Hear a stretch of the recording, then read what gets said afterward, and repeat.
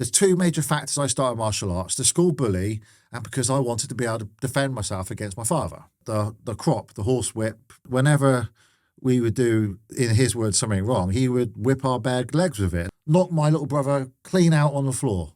So that the counsellor didn't know what to do with me. She started crying. I ended up giving her a flipping hug. If it weren't for Bruce Lee, I wouldn't be where I am. Michael Jackson was a black belt in Kung Fu. As a bodyguard, you take the bullet, right? I would died for Michael Jackson. Even if there was a ledge there, that baby just would have bounced off and fell to its death. Was there not anybody that said to Michael, sharing your bed with children is fucking wrong? If he did what he did back then, he'd be in jail now. This is so different to what I'm used to.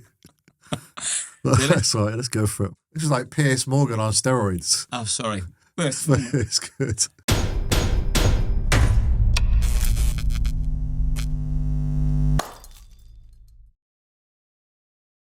Just a quick one.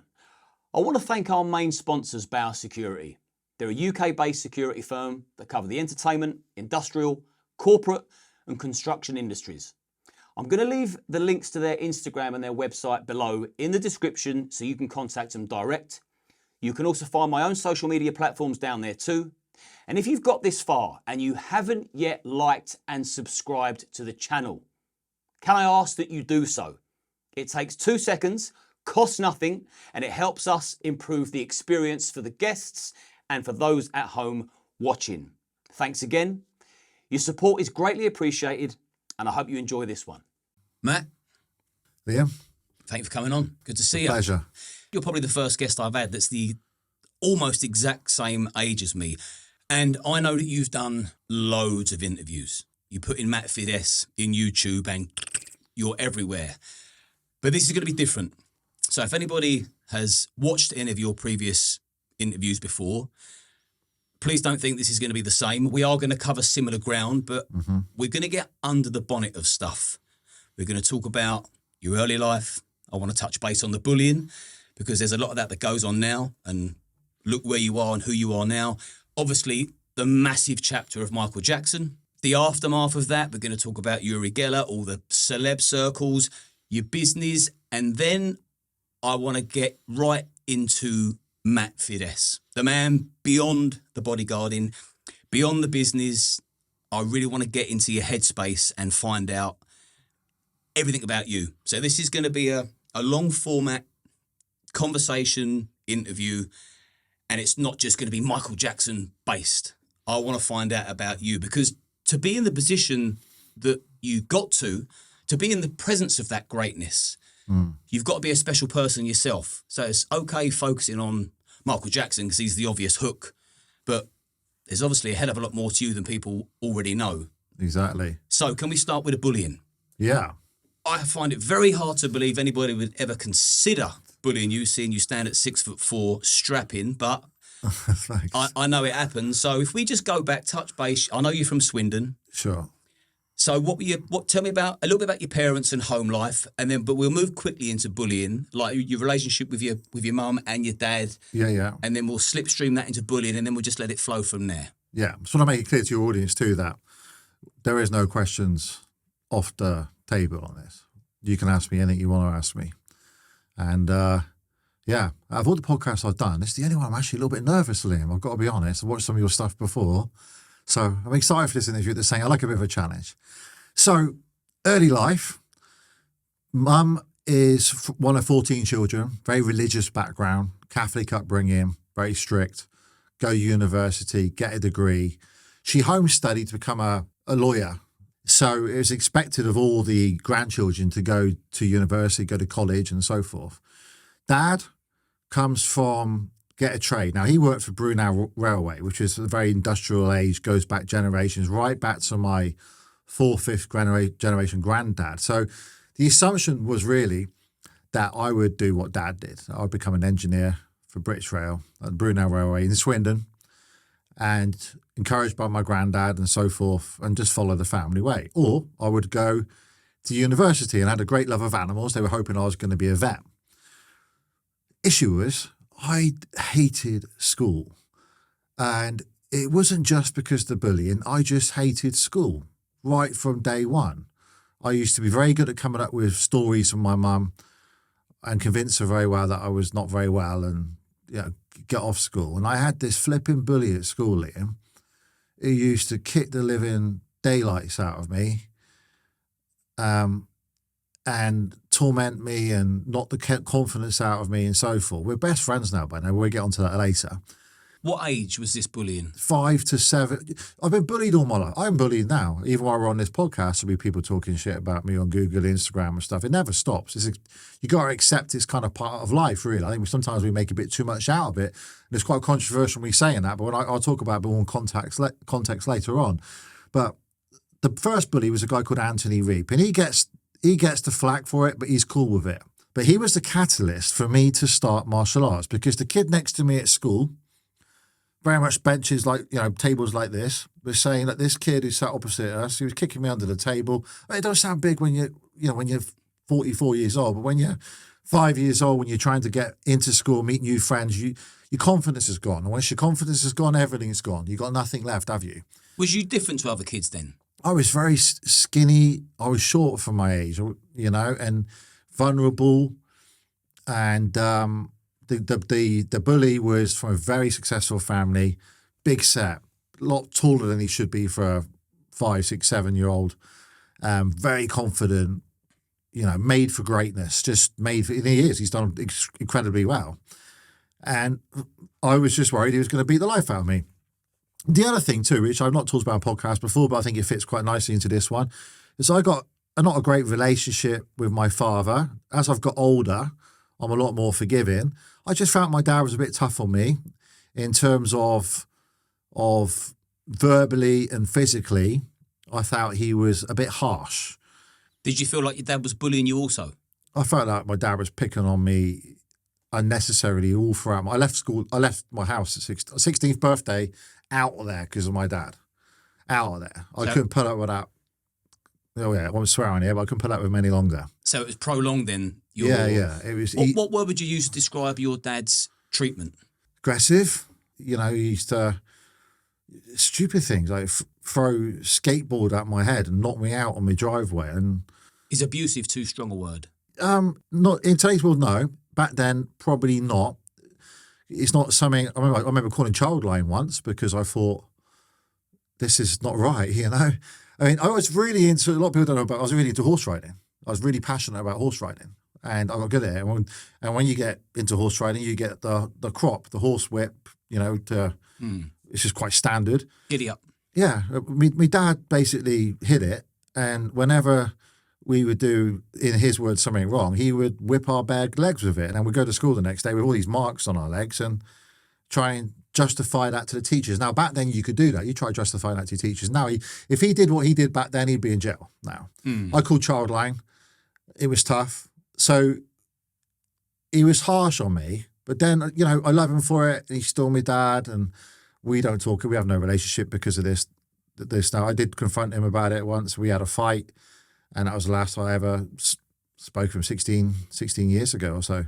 It came to an head finally. It's good that you've mentioned that, or that I've probed into it slightly, because what I now picture in my mind, and it would make sense why you would steer towards something of a self-defense line. From a young boy, 5, 6, 7, 8, 9, 10, you're either two places. You're either at home or you're at school predominantly. And so the picture I'm painting in my head is you didn't feel safe in either place or secure. Do you know what the major shift was? When I was a young boy, like 5 to maybe 8, he was the most loving, incredible father ever. He would go to work, come back. Then the former Prime Minister, Margaret Thatcher, shut down the railway, Brunel. I think it was in like early 80s. Made my granddad redundant. He was okay. And also my dad got made redundant. And this was a shift then, because all of a sudden you got a situation where he's got young children. He's got a wife who's a legal executive who can earn more money than him. And I remember it was tough. He had to go out and get whatever work he could, everything to put bread on the table. And I really, as a father of 6 children, I worship him for doing that. I wish I could tell him that. I hope he's watching this. He's still alive.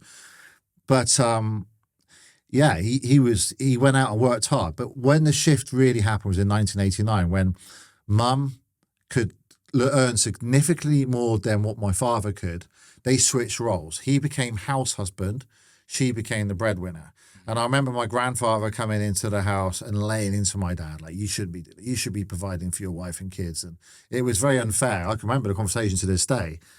And he had no choice. And I think what happened, Liam, is that he developed a form of depression. It wasn't recognized like it is nowadays. So I think my dad became depressed. I think he needed a doctor. You imagine psychologically being at home when it's not a thing to be a house husband, being referred to that, when we come from a very masculine type family. He couldn't get the job what he was trained to do all his life. That's been generations. And he took his anger out on us. And I get it. And plus, I'm the weird one. Out of all the boys, I'm the one who wants to do martial arts as a career. And he used to say it's legalized violence. I don't support it. He never came to watch any of my classes. And he just didn't get it. Oddly enough, he ended up working for me, and in charge of my franchise dispatch, sending the goods out and stuff. But I confronted him on it in the end. He came around the house a long time ago, 16 years ago. As I pulled up on a driveway, we went to get an Indian curry. It was a Saturday night. My mum and dad split up. And I said, Dad, you were tough on me as a kid. Why were you... Was there any need for that kind of like violence and stuff? I remember my little brother, we were on a dinner table. Do you remember the ketchup bottles used to come in glass bottles, not the plastic ones they are now? Yeah. We're at a dinner table. My little brother says something wrong. My dad was angry or frustrated or whatever it may be. This is when he was a house husband. He picked up the glass ketchup bottle, threw it at his head, knocked my little brother clean out on the floor. Clean out. Like for like 10 minutes. Oh, well, I'm laughing. It's not even funny, is it? Yeah, clean out. And he still remembers it to this day. He messaged me on Facebook about it. And I was like, wow. But things were different then. That would definitely be deemed as abuse in this day and age. But my dad needed help. He was depressed. If I look back at it now, what we know about things and the way things are, he needed help. And he's also been stripped of his identity. His complete identity was completely stripped. So I kind of forgive him for that. I get it. I totally understand it. And you can also emotionally respond to things when you've got kids. And you can shout at them, like, I don't believe in smacking at all. My kids have never been hit by me ever, all 6 of them. Do not believe in it. And because I believe that if your parents, you look up to your parents, if you see them hitting you, and it's okay if your parents hit you, you're going to go and hit other kids. You're going to smack other kids. You shouldn't have to use violence. And most parents lash out at their kids and whack them on their butt or round their face, not because they want to, because of an emotional response they can't control because of some pain point in their life. You've got 2 things you can raise, your voice or your hand. Raise your voice, not your hand. I love that. Back to summarize my dad. I love my dad. I look back now. I get what he did. I respect for what he did for the family, give up the roles so mum could go to work. He lost his identity. I get it. I get the way it is. I don't hold it against him. Not just that, Liam. Got to remember this. There's 2 major factors I started martial arts, the school bully and because I wanted to be able to defend myself against my father. And when it came to Christmas presents, when I got to about 8 years old, Mum said, what do you want for Christmas? I wanted, do you remember those multi-gyms you could get, which pretty much did everything? They're pretty useless, but they do everything. You do bicep curl and the bench press, and it turns into a lat pull down. And I said, I want one of these. So she set up in a conservatory, was the only room in the house. You imagine in the summer, it was like ridiculous in there. And I told my mum, because I want to get strong one day to be able to take on my dad. The sad thing is, the last time I saw my dad, we had a big fight. I kicked him in the chest and... he went to throw a chair at me, and I was a grown man. I was in my late 20s, and I'm not taking that anymore. Push kick. Enough. Side kick. Bam. Jean-Claude Van Damme style. You wonder where the hell that comes. And people look at it and think, you shouldn't do that to your dad. My mum was there. She was screaming, saying, stop it. It was a minor thing. He picked up a chair in the dining room, went to throw it at me, and I just went side kicked him across the room. It winded him. And then I left the house, and I never saw him again. Well, it certainly set the record straight. But had I stayed with him, there were certain character traits, like his short fuse he had and stuff like that, I was picking up. So the fact I've not seen him for so many years, I'm a different person. I think if I stayed with him, when I have the great relationship with our kids I've got now, my wonderful marriage, wonderful relationship I've got with my ex-wife as well, what's been created. So, and if he did knock on my door, I would love to have him back in my family again. Because what's he now? He must be 71 or something. Because I'm sure he looks back and thinks he was only doing what he's been shown, wasn't he? Good that you're full of forgiveness. That's well, you go through pain to get to there, don't you? That's the bigger man.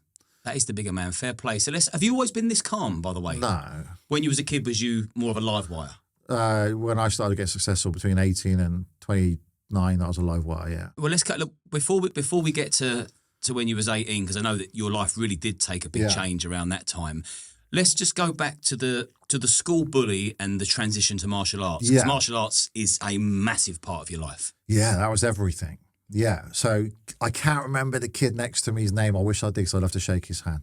But he said to me, this bully, now bear in mind, we're talking about kicking under the table, stealing your milk at playtime. I remember we used to have milk at playtime, which is the same age as me, and hiding from him in the playground.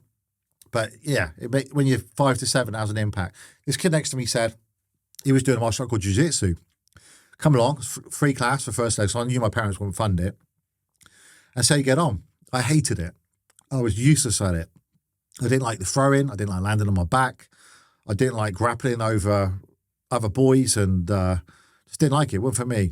But in the room next door, there was taekwondo.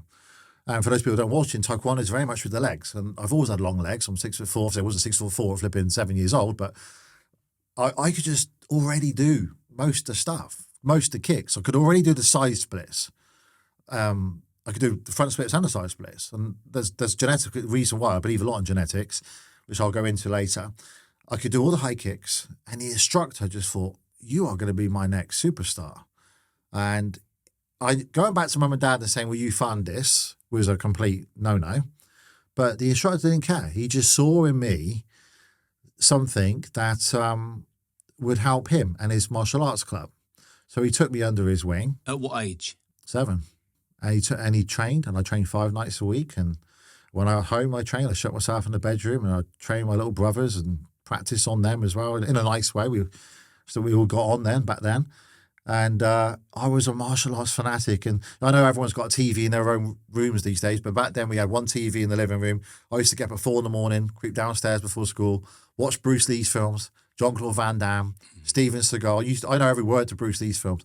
And before everyone else got up, because I knew if Dad found out, it would go mad if I'm watching an 18-year-old rated film like Bruce Lee or Jean-Claude Van Damme. But I was a fanatic with it, complete and utter fanatic. And they were not supportive at all. Until I made it big time financially, they would come to my events and see, yeah, Matthew's made it, Matt's made it. Who's your favourite out of the 3? Bruce Lee, Jean-Claude Van Damme or Steven Seagal? This will go down real bad on the podcast, but who cares, eh? But I don't have a lot of respect for Bruce Lee. I don't have a lot of respect for him. You don't? No, I don't. I know people who've lived with him. I know people who've lost their women to him, who've been with a womanizer. And when people come up to me and say, I want to be like Bruce Lee, I'm like, really? You want to be dead at 32? From clearly what I would say is an overdose of lots of drugs. There's a book out there, actually, which the Bruce Lee estate tried to stop, which is when Linda Lee, Bruce Lee's ex-wife, got married again. She got divorced with him. He was called Bruce, funny enough. And he wrote a book, an expose on how Bruce died and what really happened. And that guy had he was like a chemical. You can't, I don't know if you watched the movie Enter the Dragon. I'm sure you have. Oh, yes. You can get down. You know a lot about bodybuilding stuff. You cannot get down to that body fat and can have that muscle mass. You're talking 2-3%. Not even professional bodybuilders can achieve that. Ripped, wasn't he? There's no way he's done that natural. And then he dies before the movie comes out. So for me, for kids to have a role model as Bruce Lee, who died at 32, I don't want my students dying at 32. I don't want them taking the drugs that he was taking. I don't want them training to that extent so they need hip replacements by the time they're... Because a lot of my friends and stuff, I've gone easy on it now, but get to 50, they're all having double hip replacements. So when people say they want to be like Bruce Lee, I'm like, no, you don't. Why would you want to be like Bruce Lee for? He's inspirational because on camera, the guy's dynamite.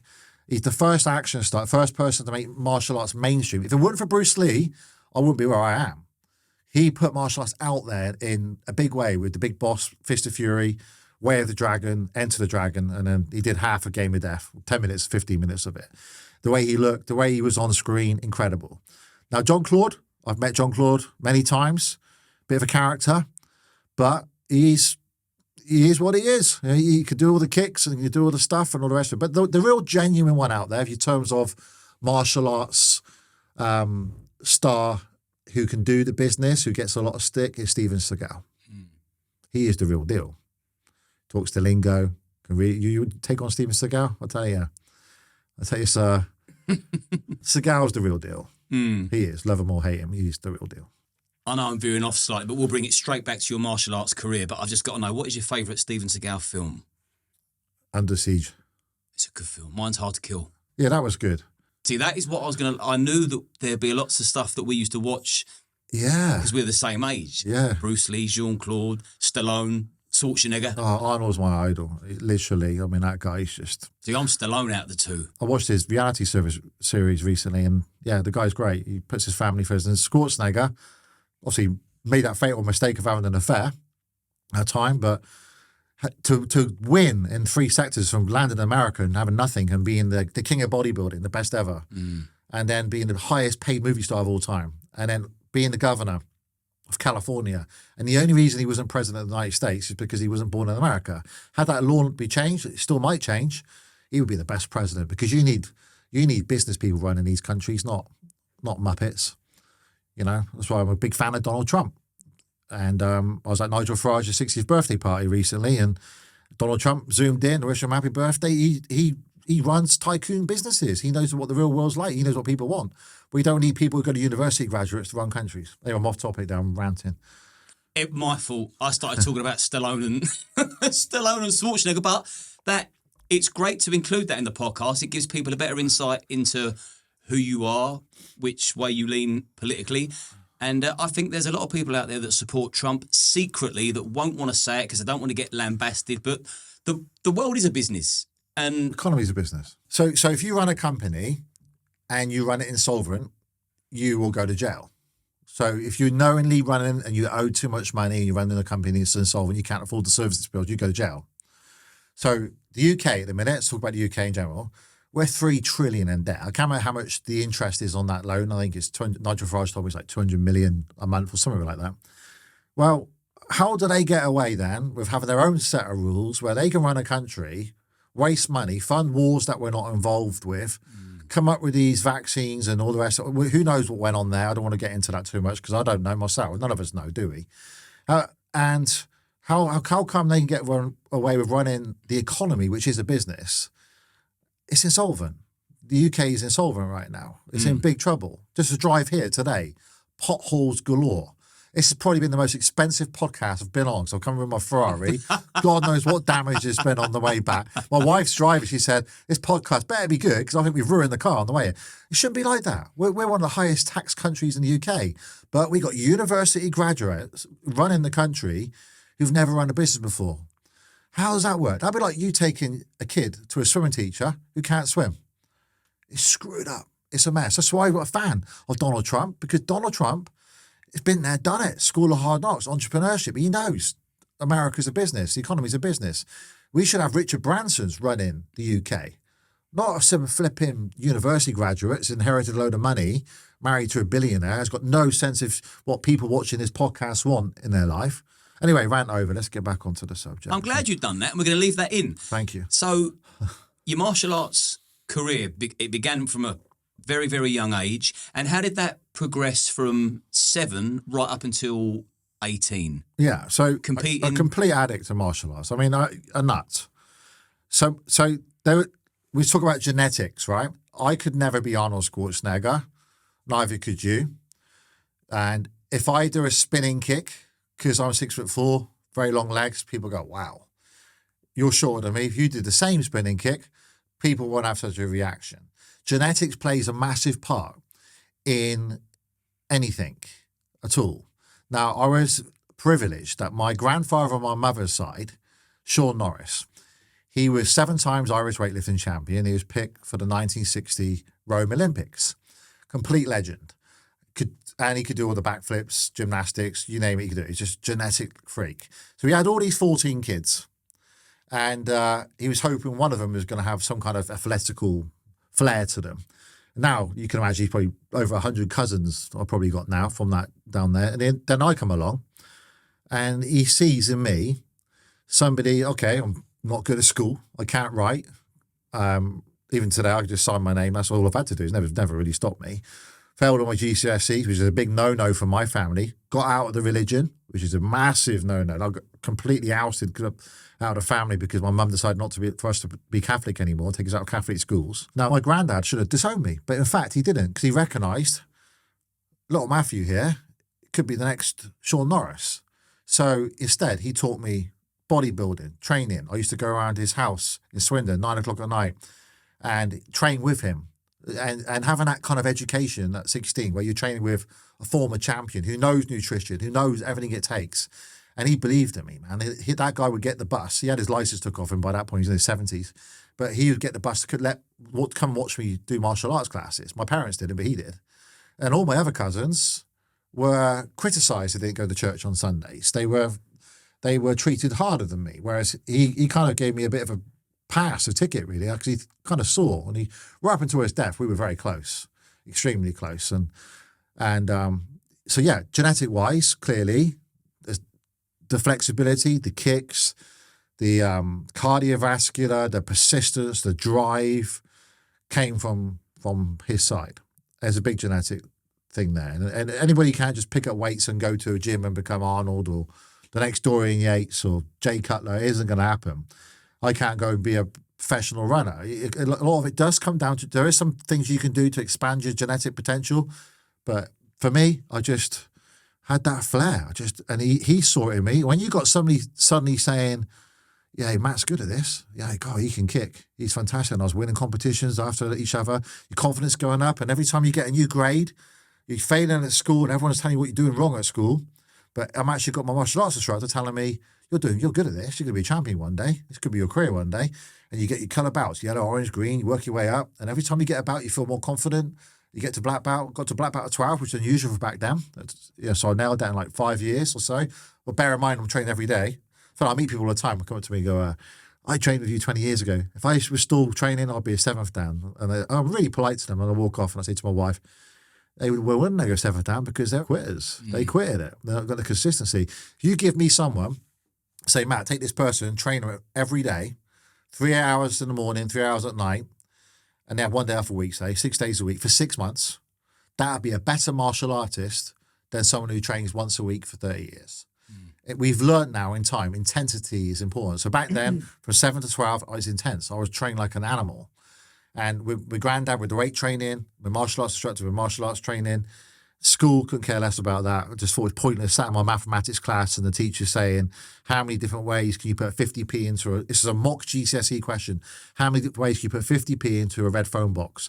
So 2 20p's and a 10, 5 10p's. I think this is ridiculous. I just turned to the back of the exercise book and I wrote all these goals. I want to be a millionaire by the time I was 18. I want a 6-pack. I want big pecs. Some of the crazy goals that fitness professionals would understand. I want a Ferrari 355 by the time I was 18. They were the thing back then, Ferrari Testarossas, 355s, because my brother's a car designer. So I grew up with his incredible art all over the walls of drawing Ferraris. I want to be a millionaire by the time I was 20. I want to be the most well-known martial arts instructor in the world. And that was my focus at secondary school. That's what got me through it. Every day I'd look at that. Bam, what am I doing to achieve this? This is why I believe in goal setting so much, the law of attraction. And it all happened. And it happened earlier. Did you have the same coach throughout, or did you chop and change coaches? So same coach, martial arts wise, and then eventually he took it as far as he felt he could. Then I went to his instructor. I used to travel from Swindon to Bristol twice a week. There was an adult student in the class who would give me a lift, pick me up from home, against my parents' wishes again, because I wouldn't get home to 10, 11 o'clock at night. And that was 3-hour sessions. And not like it is now, Liam, where you do 45 minutes and you disguise repetition. This was like, first hour, we're going to concentrate on front kick. Second hour is going to be front kick, high section front kick. And then the third hour, we're going to do 4 lots of front kicks against pads. It was hardcore, proper military martial arts training. Was there any friction between your dad and your 2 coaches? Dad just didn't want to know. Legalised violence, this will never work, you're wasting your time. Matt will be living with us forever. You know, they wanted me to fall. They wanted me to fail. But my focus, I just wanted to get the hell out of that house. And in our family, it's a bit of a tradition. You know, you get out as a man early. That goes back generations. But 16th birthday, out, gone. It moved in with my girlfriend. So you've now left school.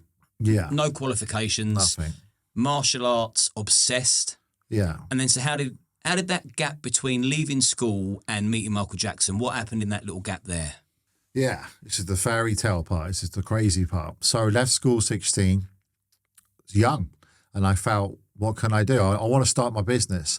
We have this respect thing in the martial arts, so I would never open up a club on my instructor's doorstep. So I lived in Swindon. So parents moved away to North Devon, to a place called Braunton near Barnstable. So I had one qualification, which is a personal trainer. So in the evenings, I was working as a personal trainer, taking people around, showing how to lap, pull down, bench press, etc. Women lose weight, men gain muscle.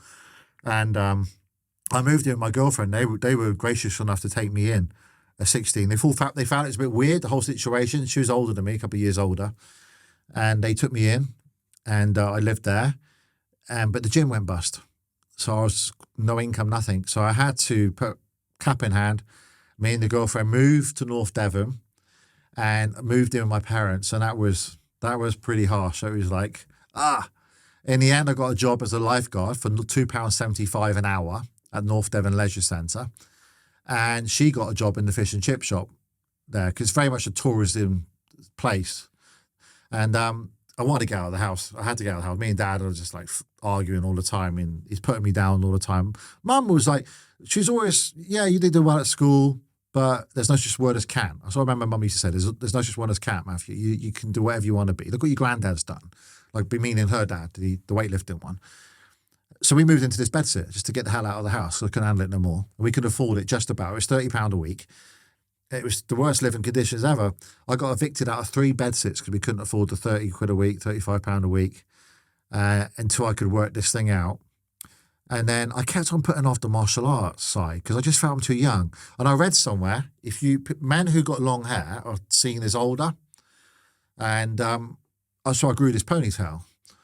And he did have, I know it sounds ridiculous, but clearly it worked. Because the issue I thought is, who's going to take me seriously at 16, 17, come to my classes? I'm like a kid, right? But big muscles, I was training, I was tall, I could do everything. So she bought me this briefcase as like a symbolic thing to say, you've been talking about doing this thing for a long time, get on with it. And this was Christmas. Now, the family must have loved me because they sent me food hampers and stuff. They knew I was struggling, but they want me to turn around and say, okay, yeah, you're right. The martial arts thing is going to work out, and I'll have to go back and study and become an electrician or trade, whatever it may be, you know. And what happened from there onwards, I launched my first martial arts class. I somehow knew you had to be aggressive in marketing. So there was flipping posters everywhere. So my main kick was a flying sidekick. It's my logo. And I knew I was always good at this kick, naturally very good at it. I practiced it over and over again. Back then, we didn't have the paparazzi type cameras that we had. There's no smartphones. So I literally had a friend with a camera, and I had to do like 1,000 takes in a squash court of this kick. Finally, we got the kick right. Perfect with me doing the flying kick. And then my brother made it into a logo. And I opened up what was then called the Fighting Fit School of Taekwondo in Braunton. Put posters everywhere. Had the launch date for a Sunday morning. Had over 100 people booked in. I thought, damn, I'm going to smash it. This was by pager, by the way. People were paging in. Couldn't afford a mobile phone. They were quite new back then. It was 97, I believe. Yeah, 97. And then I walked down on Sunday morning ready to prove everyone wrong. Nobody turns up to the class. Nobody. There's empty hall. I think this is it. I said to my girlfriend, Melissa, I said, you know what? My parents, the bullies, everyone are all right. And I was devastated. I get in, put the TV on. Princess Diana just died. That's why no one turned up. It was the day Princess Diana died, that night, that Sunday morning, where everyone was glued to what the hell's happened, her dying in a tunnel with Dodi Al-Fayed, ironically, who I became best friend of his dad later on in life. And relaunched again a couple of weeks later. Over 100 people turned up. £3 a class, doing all right with the £2.75 an hour as a lifeguard. All going good. Next thing called law of attraction. If you want fate, whatever it may be, luck. I do believe you make your own luck, but... got a page from my friend, Lee Charles. Lee says, Matt, call me urgently, come back from States. Strange. Went from the bedsit, walked over to the red phone box, put me money in, just like my math teacher taught me. And, 50p's. With 50p's. Call Lee up. Lee, what's up, buddy? Said, Matt, I've just come back from America. Yeah, I know you've been there. What's up? Flipping out. There's multi-millionaires out there, martial arts instructors. And I'm all about, we're funny. Like, it's like, we're all about technique. Oh yeah, but I don't want to sell out. I don't want to lose the martial arts standards for money. So no, they got the standards and the money. These guys are absolutely crushing it. So, okay, I believe you. So I went on a mission then to save enough money. I think it's £350 off the top of my head. It was literally the last money I had in, from £2.75 an hour as a lifeguard, £3 per class. Trouble with martial arts back then, when the sun was out, which is rare in England, but when it is out, or holidays, no one turns up to your classes, you don't get paid. And I got on the flight and I went to this convention, and it was 3 days, and it was literally 1,000 martial arts millionaires from all over the States. And the guy who ran it was in his 80s, a guy called Nicholas Kokinas. And I saw him sat there in a meeting in the foyer, and I had nothing to lose. So I went out and introduced myself to him. And I said, "Hi, Mr. Kokinas. My name's Matt. I'm from the UK. I've used my last money ever to come here. I'm in this little rubbish place we're in San Francisco. You wouldn't believe that we're sharing it with other people, accommodation. And I'm here to learn. Do you know if this will work in England?" And unlike the UK, where if you're successful trying to be, they want to stab you in the back, put you down. This guy said, no one ever comes up to me and introduced himself to me, because this guy was worth hundreds of millions. Like he had shares in Marriott's Hotel. He's not a martial artist. He's a business consultant guru. He run this organization and many other things. He owned shopping malls and everything. Hugely successful. I'm still friends with his family to this day. And he said, "Listen, for you to come up took a lot of confidence. I'm so impressed you used your last money. And if I'm going to make you rich, I want to make you famous at the same time."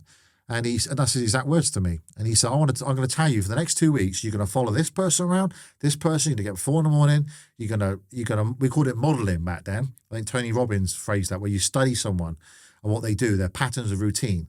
And so I'll go to their staff meetings, watch their classes, watch them do their statistics, the stats on the wall, their numbers, their figures, their marketing. And he pointed to the 5 or 6 best martial arts school owners in America. And that's what I did for 2 weeks, no holiday. And I came back with all these notes. For him, it was the ultimate case study. Can this 17-year-old make this work in England? If so, he can turn around and promote me to this organization he runs. And no one's ever done it in England before. So I came back in the aeroplane with all these notes. First thing is, can I get these people on standard order? No one's ever done it before. Direct debit, monthly payments. That will stabilize my income. You take 100 people on average of 59 to 79 a month because of family memberships, 2s and 1s, and plus the gradings and all the rest of it. That's $7-8 grand a month. Can that really be done? My overheads was £15 a night for this school hall. Anyway, I did it. Achieved it. Then I thought to myself, is this a bit of luck? You know, because I got £30 a week overheads, making $7 grand a month. I'm 17 years old. But I want to do like the American way, the big building, you know, the whole thing. Shebang. Yeah. So this town I did it in only had 10,000 people in it. 5,000 were there to retire. It's on the coast. So they're older. They wouldn't be my clientele. So I had a very small audience available to me. The next town was Barnstable, 30,000 population, the central hub of North Devon. You got Bideford, Ilfracombe, Willicombe, and then you got Barnstable was the main part. So I wanted to find this building, and then I come across this building for let, and an estate agent's underneath it called Philip Smith and Dunn, and then there's 2 floors above it. And in my head, I could have the first floor, get it going, and then expand to the second floor like the Americans do, make it a full-time martial arts school. I walk into the landlords, which is the estate agents, say, "Hi, my name's Matt Fiddes, and I run the Fighting Fit School of Taekwondo in Braunton, and I would like to open up here." And they just laughed me out. Like, "How are you going to make any money now?" He said, "And you're too young to sign the lease." So I went out. Now, my mum is a conveyancing lawyer. So she is, for those, that's a real estate lawyer, property lawyer. So she knows every estate agent in North Devon. So she called the estate agent and said, "Listen, I think my son's onto something here. He's been to America. He's doing well in Braunton. So need 10,000 there. Why don't you give him 6 months free rent? Let him sort the partitions out. Let him do whatever he needs to do. If it don't work out, it don't work out, because you couldn't let the building out anyway. And just give him the first floor to start off with." And they reluctantly agreed. Then we had a legal issue. Couldn't sign the lease. I was 17. My girlfriend was 19. I changed her name to Melissa Fiddes. She signed the lease. Got me in there. Got started. Long story short, 6 months later, 700 members, making £1 million a year profit. By the age of 18. 18 years old, yeah, done. Wow. Unbelievable. Wow. Yeah. So that became the biggest martial arts school in the UK. And all my haters then tried to work out how I was doing it. Everything the educational system didn't teach, I was teaching. So I give the kids homework on good manners. They had homework books. They had forms they had to fill out where they had to behave at school, at home. and in their martial arts class, or they can't go for the next colour grade. And the parents loved that. They felt like they got something over their kids. They got a sheet on the back where they got to fill out. They brush their teeth, keep their bedroom tidy, being respectful to their parents, and all these duties, and putting their toys away, and goal setting. Everything the school system should be teaching, I taught. And I did not say I was martial arts club. The Matt Fiddes martial arts brand, we are private schools to this day. I hate people referring to us as clubs. We are life-changing.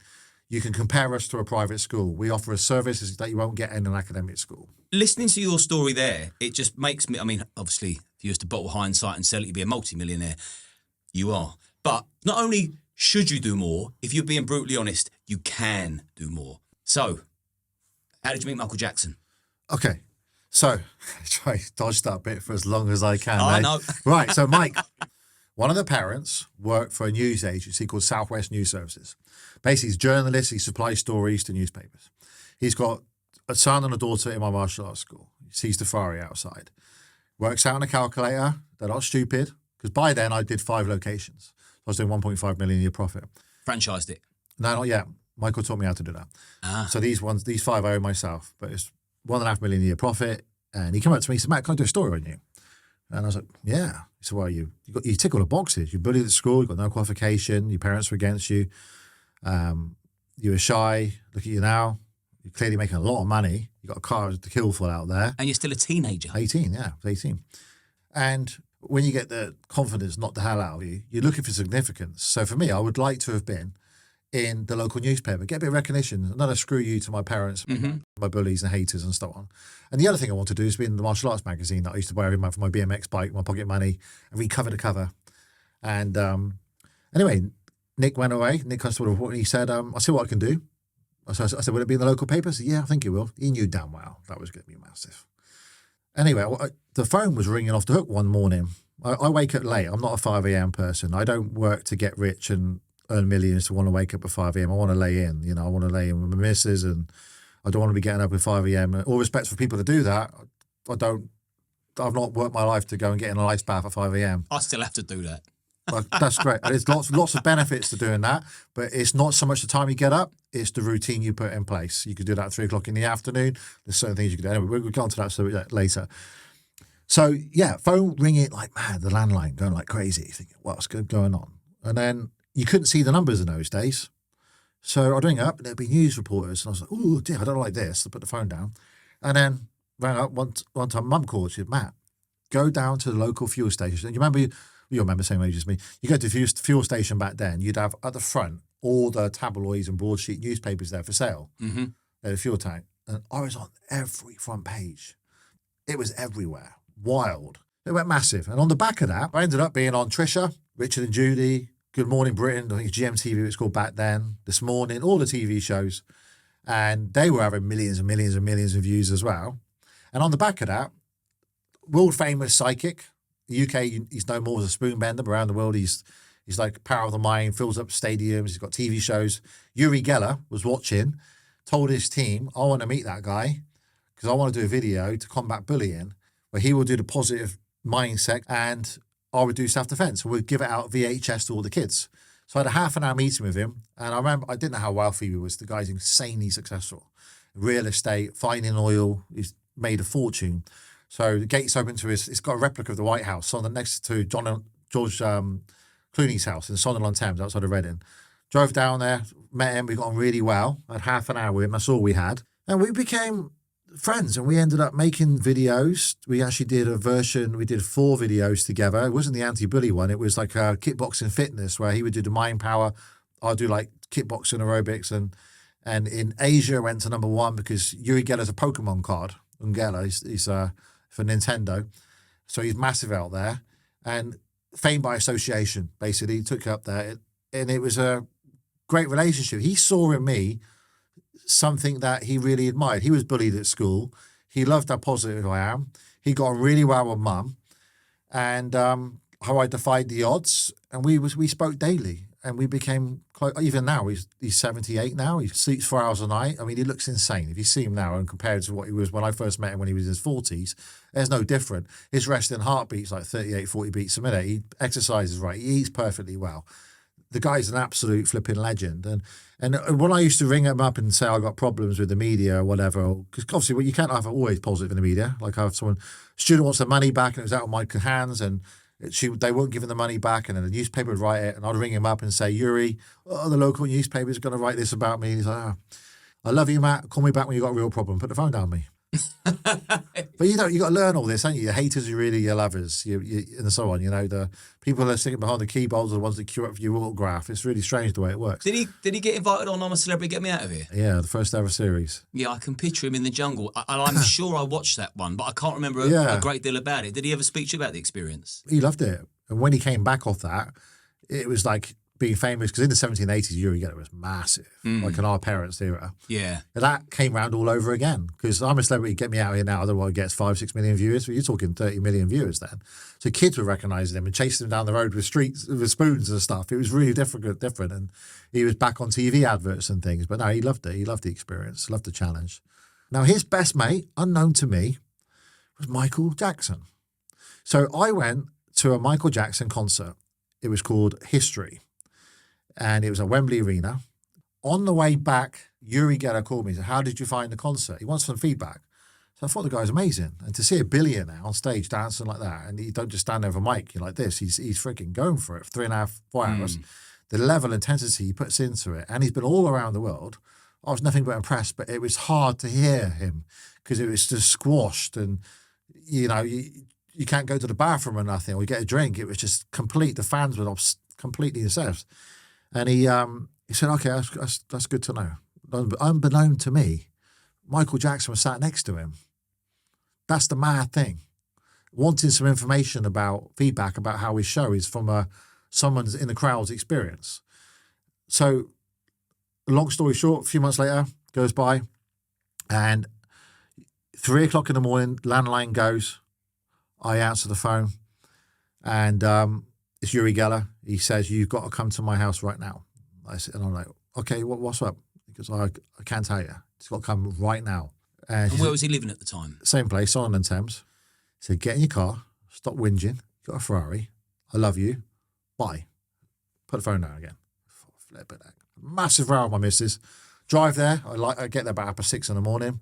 Gates open to this wonderful mansion. There's nothing really to suspect anything. There was 3 big black SUV cars outside. And I walk in the living room, and then this frail man walks up to me, and he bows. He says, hi, Master Fiddes. My name's Michael Jackson. Pleased to meet you. Shook my hand. I go, I know you are. What the hell are you doing? And bear in mind, I've been all the media and TV shows I've had. There were quite a few prank shows back then, like Jerry Beadle and Candid Camera. So I was thinking, is Geller stitching me up here or what? But then after 5 minutes, I realised this is Michael. This is the real deal. He was straight onto the subject of martial arts because he's black belt already. Joseph Jackson, make sure they all trained in, Jackson 5 all trained in martial arts. In what martial art was that? Kung Fu. And Michael Jackson was a black belt in Kung Fu. In Kung Fu, yeah. Michael's dad had him trained in martial arts. And I think what happened is that Yuri saw I was financially successful. I was already multi-millionaire. Didn't need any money off this guy. Michael was interested in martial arts. He's in his dance. You watch his dance, you'll see him do blocks and kicks. And I didn't want to interrupt again because I'm getting excited now. But yeah, when you said he's black belt in Kung Fu, it's like, yeah, look at what he does when he's dancing. So he studied James Brown, Fred Astaire, Charlie Chaplin, Bruce Lee, and so on. So he'd put it all into his unique style. And he's always learning, wanted to know the next thing. And the other fascinating thing too, he wanted to meet me because I had links to Shannon Lee and Linda Lee. Linda Lee's Bruce Lee's ex-wife, and Shannon Lee's the only surviving sibling because Brandon Lee died, unfortunately. On the set of The Crow. That's right. And he wanted to meet them because he wanted to know what made Bruce Lee tick, what made him relevant all these years on. Because when Michael Jackson died, he wanted to be relevant forever too. So I don't know how long Bruce Lee's been gone now. I think he'll be in his 80s or something. So 50, 60 years of being relevant. So that was it. We got on really well. We stayed up for a couple of days chatting, and then I go back, and then I got another row with my missus because she didn't believe me. You're having a laugh. You just spent hanging out with Michael Jackson for a couple of days, and we became best friends. And how it left really, Yuri's house was almost like asking for someone's phone number and getting rejected. I said, Michael, can I have your number? I thought I'd just go for it, because we got on really well. And he said, I don't have a phone. I can't have a phone. I get harassed silly. Give me your number and I'll ring you. And I thought, I'm never going to hear from this guy again. So I gave him my number. And nothing for about 3 weeks. And then my little brother, he called up from my main martial arts school. My brother worked on reception at my martial arts school, the receptionist. And it's one of those old style answer phone messages that go on forever. You know, the old recordings. He called me up, and I remember it to this day. He's like, Matt, you wouldn't effing believe this. Michael effing Jackson's left messages. He's left tickets for you to go to New York. He wants you to hang out with him. And he's left me the name that you're under. Because he used to stay under secret names in the hotels. People just harass him. How old was Michael and how old were you when you first become friends? Before you become best friends? When he reached out to you and said, I want you to come to the States to see me. So Michael will be 65 now and I'll be 45. So he's 20 years older. Yeah. All right, before we go into the obvious conversations we're going to have. Yeah. Did you or anybody else at that time think it was strange that a 38-year-old man wanted to be friends with an 18-year-old lad? No, because of the whole business, Geller connection. Me and Michael were planning this charity together called Heal the Kids, and a day per year where he felt children, the gun crime in America, everything was going wrong because parents were too busy on their phones and not having dinner with their kids anymore. So he wanted to have a day a year that was dedicated where parents solely put their attention on their children, eat with them, and work on having meal times with them, having conversations going, find out how they're doing. He felt the world was going wrong. Why are we having metal detectors at schools for? So we're working on this campaign together called Heal the Kids. We launched it in New York, Carnegie Hall, in year 2000, I believe it is, on Valentine's Day. And we had some big supporters and big names behind it. So we had lots of things we were working on together. I didn't go straight in as Bodyguard. I was friend for a year or so. The Bodyguard thing came naturally. So how did the friendship progress from meeting him to friend to best friend? So he had numerous reasons to be in the UK and France and so forth. He lost his long-term security. I was the martial arts guy, a lot bigger than what I am now. He knew that.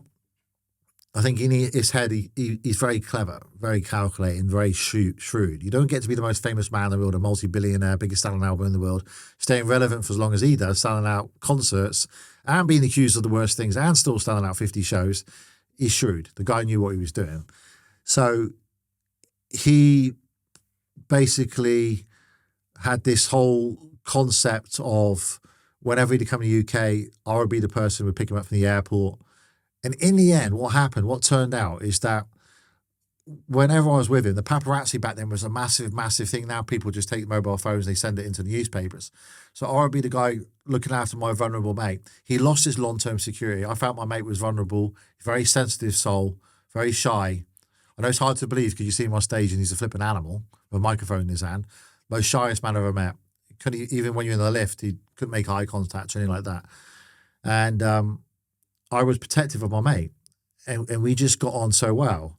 Obviously, he's had a painful childhood, a lot more painful than I've had, but I've had a bad relationship with my dad, he had a bad relationship with his dad, and then we had our own little inner circle of friends, Liam. So Oliver Twist, the original one, Mark Lester, Please Sir, Have You More, the first film. More, that's the one, yeah. Mark is godfather to my kids, he's godfather to Michael Jackson's kids, so we're all tight in a circle with each other. And he's the same age as Michael. He's grown up with Michael. So when Jackson 5 were in all those magazines, he had Oliver Twist too. So they've been friends forever. Whatever happened to Mark Lester? Sorry, just out of curiosity, because if anyone's going to know, it's you. Yeah, he's all retired now. He became a chiropractor, got a big business, still got involved in movies. He went on to do Black Beauty. And everyone remembers him for Oliver Twist. Yeah, I can't think of any other film that he's been in. He made on 30 other films. Melody, huge star. He's a big star in other countries of the world still now. Yeah, he's 66 this year? I still speak to Mark often. Yeah, back on the path. Sorry, I just thought if anyone's going to know, it's you, so I'm not going to miss this opportunity because I love Oliver. Mark's wonderful, very genius, absolutely genius. So Michael's most trusted friend was Mark Lester. Right. The most trusted friend. So that was your inner circle. It was my friendship circle. Mohammed Al-Fayed, the owner of Harrods, Ritz Hotel, and top billionaire tycoon. Yuri Geller, and you had David Blaine and Daryl Hannah, the movie star, and you know, Britney Spears, Michael Jackson. When you're friends with Michael Jackson, everyone wants to be your friend. Mm. When he dies, you lose a lot of friends overnight. That is some social circle. Yeah. That is some friendship group you had. Yeah, it was mental. Wow. But I thought it was normal. Mm. Problem I had initially is that So if I get a phone call Saturday night, let's have dinner at Mohammed Al-Fayed's house in Oxted. It's outside of London. Michael's coming, and David Blaine would be there, and movie stars and so forth. And we'd sit around the table, and I'll be the youngest one. And they always say you want to be the poorest one in the room, don't you? You're least successful. You'll rise to the level. Like small minds talk about people, gossip, talk about nonsense. There's none of that going on. Great minds talk about ideas. These people around ideas won't talk about just making money. They'll talk about changing the world, and the money would just be a byproduct. And when you're exposed to that, so most people my age at Saturday night were going out, getting drunk and messing around with women or whatever they were doing, taking drugs. And this lot respected that, you know. And Mohammed Al-Fayed especially, he was awesome with me. He was like, it's 10 o'clock at night, Matt. You're at my house here. I'm a multi-billionaire. I own the biggest shopping store, if you want to call it that, in the world, Harrods. And you're with me at my house around these great minds here. Everyone else is getting drunk, taking drugs, wasting their money. And we're working out what we can do to change their lives for the better. And the byproduct will get us rich. You're in the right place. I remember him having that conversation with me. The best advice he ever gave me. He said, observe the masses and do the opposite. And you'll always be okay. Downside to that, Liam, is when you're in your early 20s and you're doing that on Saturday nights, when you come back and everyone asks you what you do for the weekend, what am I supposed to say? But I went and hanged out with Michael Jackson. We went and watched The Matrix together. We went and then I hanged out with Britney Spears. Daryl Hannah was rubbing my toes. Yeah, and then Mohammed Al-Fayed said, I'm going to shut Harrods for you, Matt, and you and Michael can shop in peace for the night. I think I'm freaking loopy. So I used to beg Michael, say, Michael, please help me out here. Help me out. Can we do something so people can just see we're mates? Because I told some friends, but they didn't believe me. Were you told to keep your friendship a secret? Everything had to be secret. Everything. Even my wife.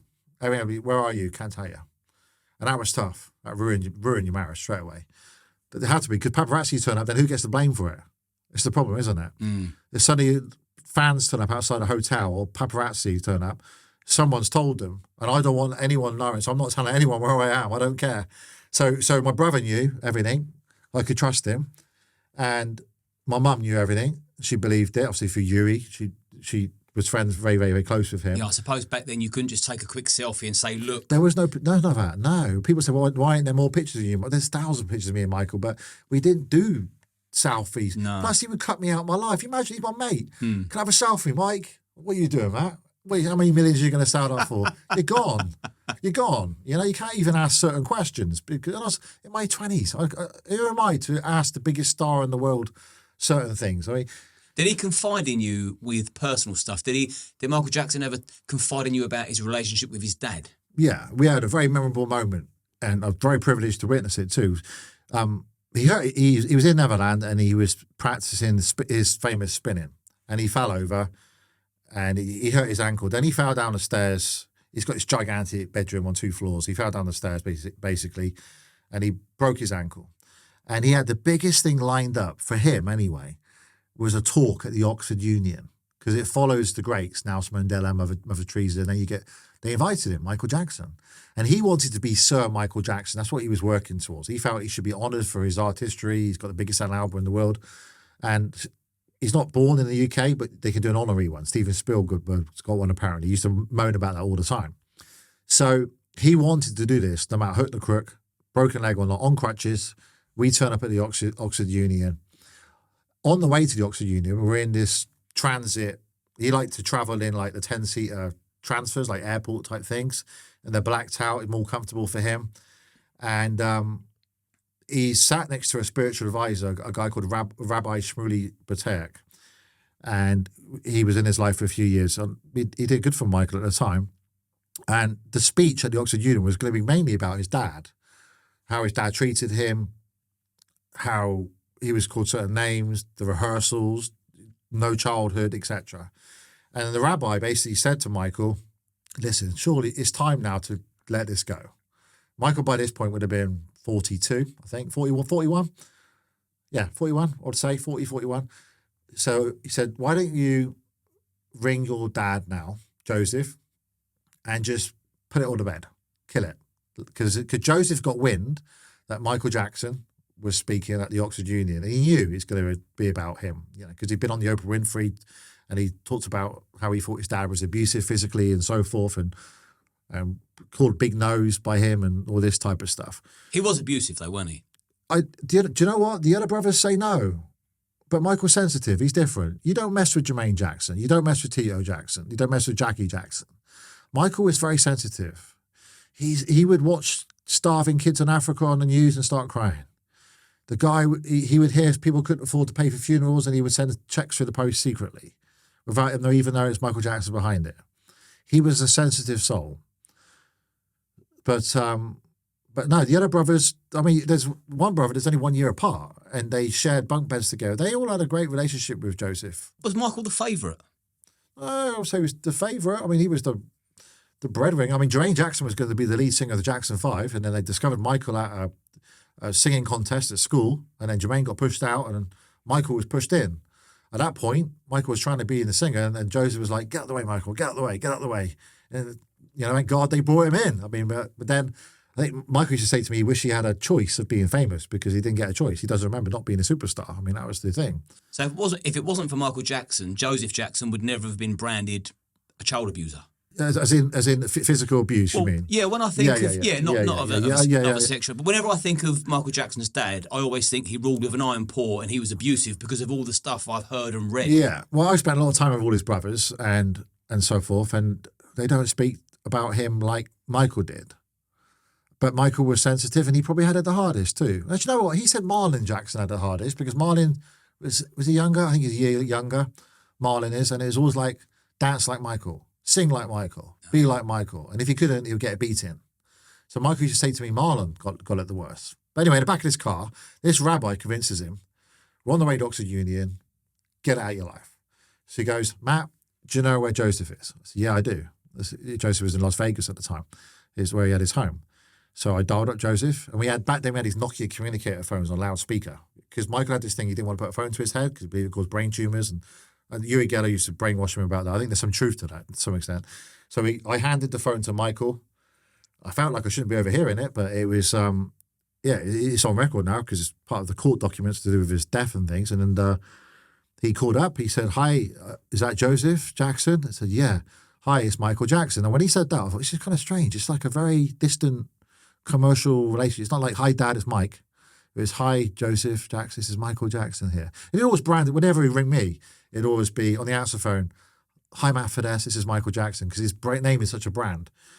And Joseph would say, Joseph said, hi. He was shocked that he called him because it's very rare, you know. And he said, I just want to let you know, I'm on the way to Oxford Union. And Joseph was like, oh, dear, what are you going to say? He said, listen, I just want to say I understand what you did, why you did it. None of us boys are in jail or been murdered. All of our friends who were at school with us are in drugs, problems, you know, theft, killed themselves, been shot, whatever. We've all turned out okay. I understand you had no money. It must have been tough in a 2-bedroom house with 9 kids. And why you rehearsed us so hard. And I want to say sorry and I forgive you. And Joseph's like, okay, it's blown away. And I was like, it's fine. What are you going to say? Don't worry. He said, Joseph, I'm not going to say anything bad. I'm just going to say I had a tough childhood. And then, we went to the speech and I was privileged to be in there right at the front. And he just sobbed his way through Michael just sobbed his way through the speech. Yeah, the pain of his childhood. And what were the poignant parts of his speech that triggered his tears? Being in record studios after school, watching kids playing in playground, wish I could do that. And airplane after airplane after, which he hated flying right to the end. He hated flying. If he got it wrong, he got whipped by his father, by ironing cords, basically, or thrown against the wall and stuff. And yeah, he just couldn't handle going back there of his mind. There was also rumours that he was chemically castrated to keep his voice high-pitched, wasn't there? Yeah, well, that's sort of nonsense. I know who came up with that. So that was an act. So if you go back and watch the rehearsal footage for This Is It, the concert that Michael never got to do because he died, you'll see Michael talking in his deep voice.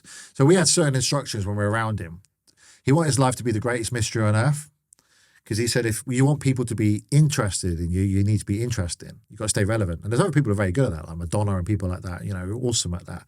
So sometimes we'd have to nudge him and then his voice would go up. All about the mystique, the mask, the sticky tape, the one white glove, trousers too short, the white socks, the loafers.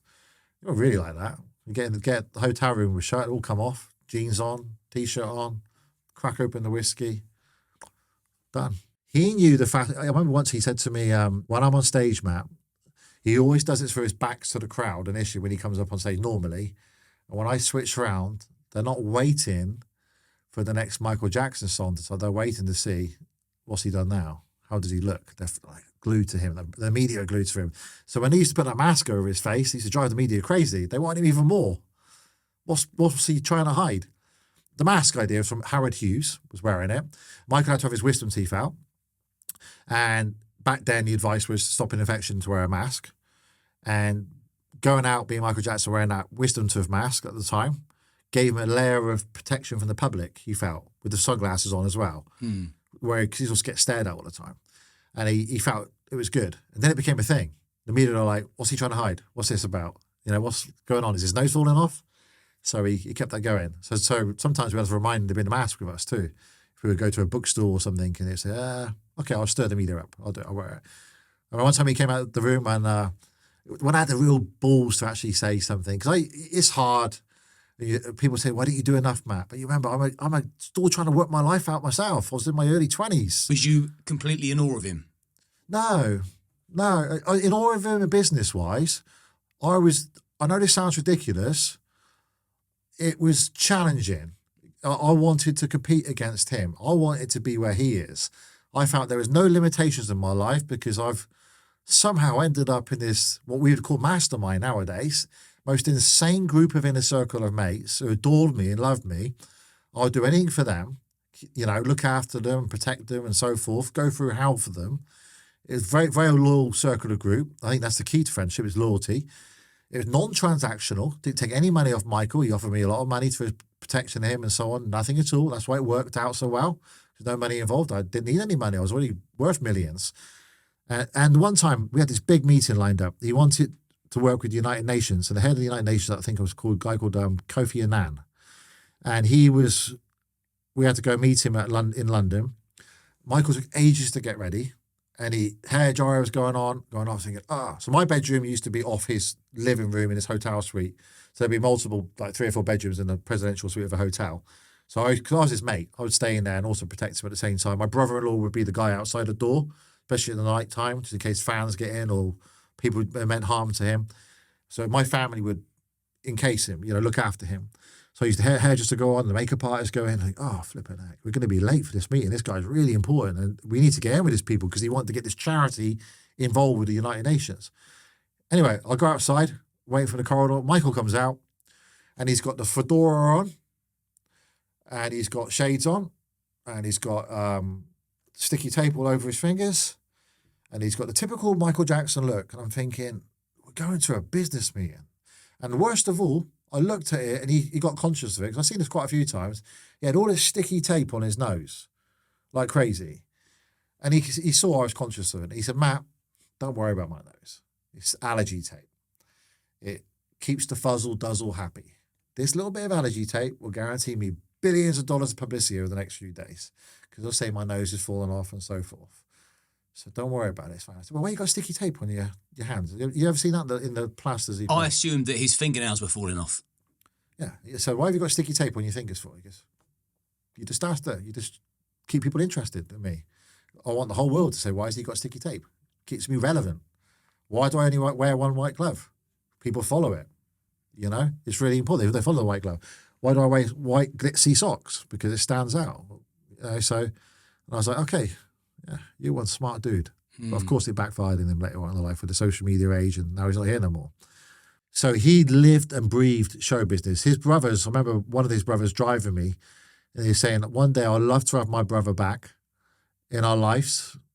It's obviously this is when he was alive because he lives and breathes Michael Jackson, the showbiz Michael Jackson. We just want little Michael back in our life. We've had enough of him. He just loved it. Michael Jackson just loved being Michael Jackson. Was he a narcissist? No, not at all. No. Because there's a documentary on Prime. What's it called? Inside the Mind? Yeah, I'm in it. Yeah. Yes, you are in it. So there's the psychotherapist guy is assessing his state of mind throughout his life, and he says there's a point where he reached narcissism and just ran with it. Well, this word's being thrown around lately, like you wouldn't believe. There's podcasts on narcissists and isn't there, and books coming out and so forth. I mean, we don't want even a thing back then. Michael was just flipping obsessed with being the most successful man on the planet. And do you know his biggest goal in life? He wanted to beat Thriller. His own competition was himself. So when he would release an album, or when Invincible came out, which is his final album, he was devastated. By anybody else's pop star success, they would be over the moon. He was devastated because he didn't beat Thriller. So it's all about the goals he used to set. Even today, now, I believe in his bedroom now, if you go up the stairs to his bedroom in Havenhurst, his first house he built, not the Neverland one, the other home, on the mirror, it's got, I want the biggest selling album of all time. I want to sell over 100 million records. Because he released Off the Wall, he hardly got any recognition for it. So then he went to work. So every day he looks in the mirror and he saw these goals. He's big, massive believer. He used to study all the Tony Robbins things, and Tony mentions them in his personal power kit and so forth. And look what happened. He focused on that goal. Next album came out, Thriller. Biggest selling album of all time. Even now, over 100 million copies sold. Biggest entertainment of all time. Biggest earning pop star, dead or alive now still. I mean, Thriller. Now, let me tell you, I've got two cousins, and they would put Thriller on when I would go around there. And it would scare the living shit out of me when he would turn into the werewolf. And that film has stuck with me through my entire life, to the point where I looked into what inspired him to do that. And the same guy that done An American Werewolf in London, he was the guy John that done Landis. Yeah, he done the video for Thriller, didn't he? Did he ever speak about Thriller? Did he have a thing for zombie films and stuff like that? No. I used to talk to him about Billie Jean, because I used to find out the most fascinating performance that he did. More so than Thriller.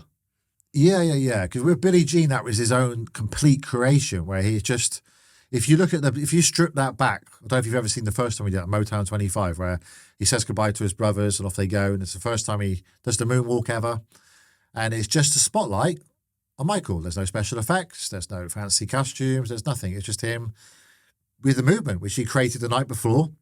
He borrowed his mum's jacket from her wardrobe, a glitzy jacket, which became the Billie Jean jacket. Oh, yeah. That was his mum's. It was his mum's jacket. He put one white glove on, and he turned up with trousers too short, and his brothers were thinking, well, Michael, you look ridiculous. It was Motown 25. It was the anniversary. And it's the first time the Jacksons were going to get back together in about 10 years. So he turns up and he said, you look ridiculous. What are you doing? What you got one white glove on for? Where's the other one? Your trousers are too short. Trousers too short. Yeah. And the Jacksons, so they did all the medley, ABC, Want You Back, and all the rest of it. They finished. They didn't know Michael was going to carry on and do a solo piece. They thought he was just going to say goodbye. So they're all hugging. The crowd go wild after they do these medley of the songs. And then they go backstage. And I spoke to one of his brothers about this too. So one brother said, they were watching from behind the curtain, Michael doing Billie Jean and doing the whole thing and flicking his leg, moonwalking, and like, whoa, it's unbelievable. They're like, we're going back on tour, we're going to smash it. And the other brother's like, nah, it's over for us now, man. Our little brother Michael, no one's going to want to know us now. And they were right. Michael just went to stratosphere. 50 million people watched that performance. Yeah, well, I mean, there was absolutely chaos. There was no one like, maybe Elvis Presley, but there was no one like Michael Jackson, nor there ever will be. So a couple of things that I picked up on when you was telling me bits and pieces that I wanted to come back to. Yeah. You said that, so he'd be in character and then he'd get back to the hotel room, put his jeans and T-shirt on him and reach for the whiskey. I thought, a drunk Michael Jackson. He's fun. Tell me about that. Yeah, he's fun, man. He likes his red wine more than anything else. But yeah, it'd be fun. He'd put James Brown on, dancing around the room, and Mark Lester used to encourage him. Mark liked to drink. And was he funny, emotional, aggressive? No, he's emotional, funny, hilarious, biggest prankster in the world. And yeah, interesting thing to him. Although he died of a drug overdose, I know pharmaceutical prescribed by a doctor, but he was tough on me. So if I was seen to be drinking alcohol or taking any type of drug or pill or going to nightclubs, because what he witnessed growing up in the Jackson 5, working the circuit in nightclubs behind the scenes, he would say to me, mate, if you ever drink, if I ever catch you taking alcohol or taking a drug, you're out, you're gone, and I'll make your life hell. I didn't have my first alcoholic drink until I was 27 because of Michael.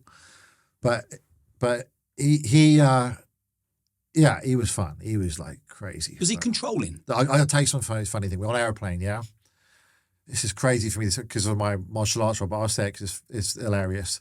He simple things would make him laugh. And I can appreciate that because most of my life I get called Master Fiddes because of my martial arts position. So all morning I've been called Master Fiddes at an event. 80% of my time I'm called that. And unless I'm in on my business mentorship side, it's just Matt Fiddes, the business mentor. So he wants a bit of release. So I like doing pranks and stuff too. So we're on this aeroplane and it was just a short flight to Ireland. And he's dialing people, just random people. Hi, who's this? A lady outside. Put the phone down. Yeah, this is what you're dealing with. A big child.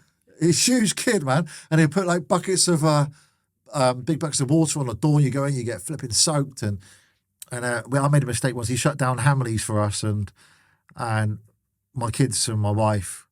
And he'd say he wanted super guns, like the water guns, you know, what company they call that? Super soakers. Super soakers, yeah. And they got quite advanced in the end. And I thought it was for his kids or for him to take home.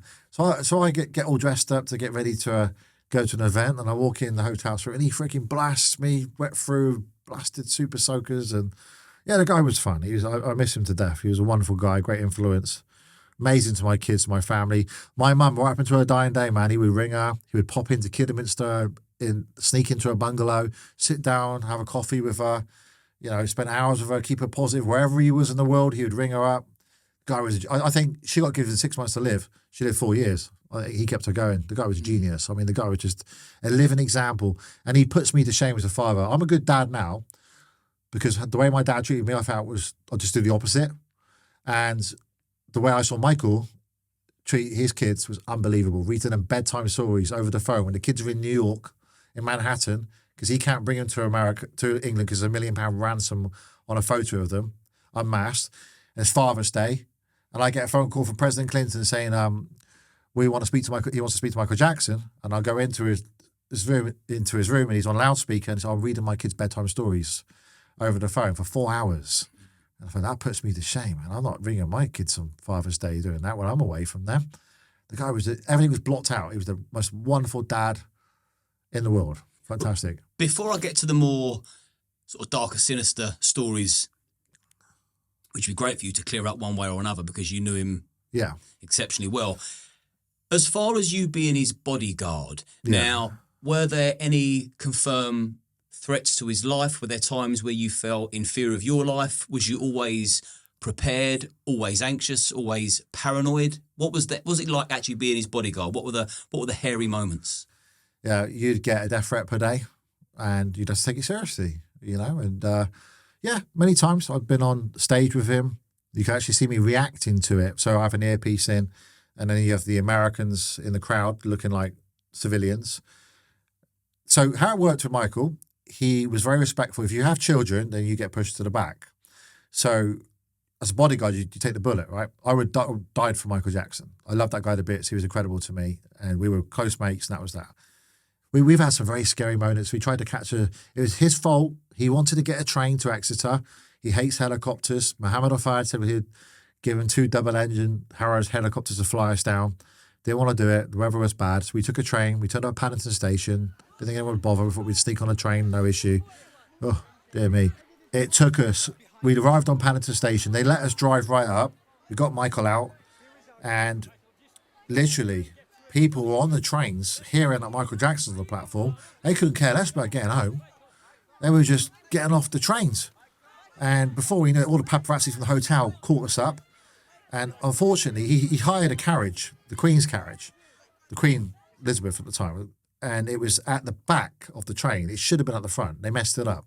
So we had to walk along this very long platform to get to the carriage, which is shut off from the public. It's a public train. And it was mayhem. And I was getting pushed upon the rails. And I was holding on to my mate for dear life. And he was, I thought he was scared. He did look scared to me. That's the only time it crossed my mind thinking, what am I doing here?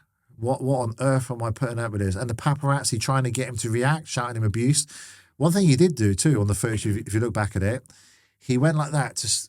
One of the fans pointed to a journalist who did a very negative article about him for the Daily Mirror. He said, that's the Daily Mirror guy. That's the Daily Mirror guy. And Michael goes to punch him. And I hold his arm back. I said, Mike, no, that will ruin your career.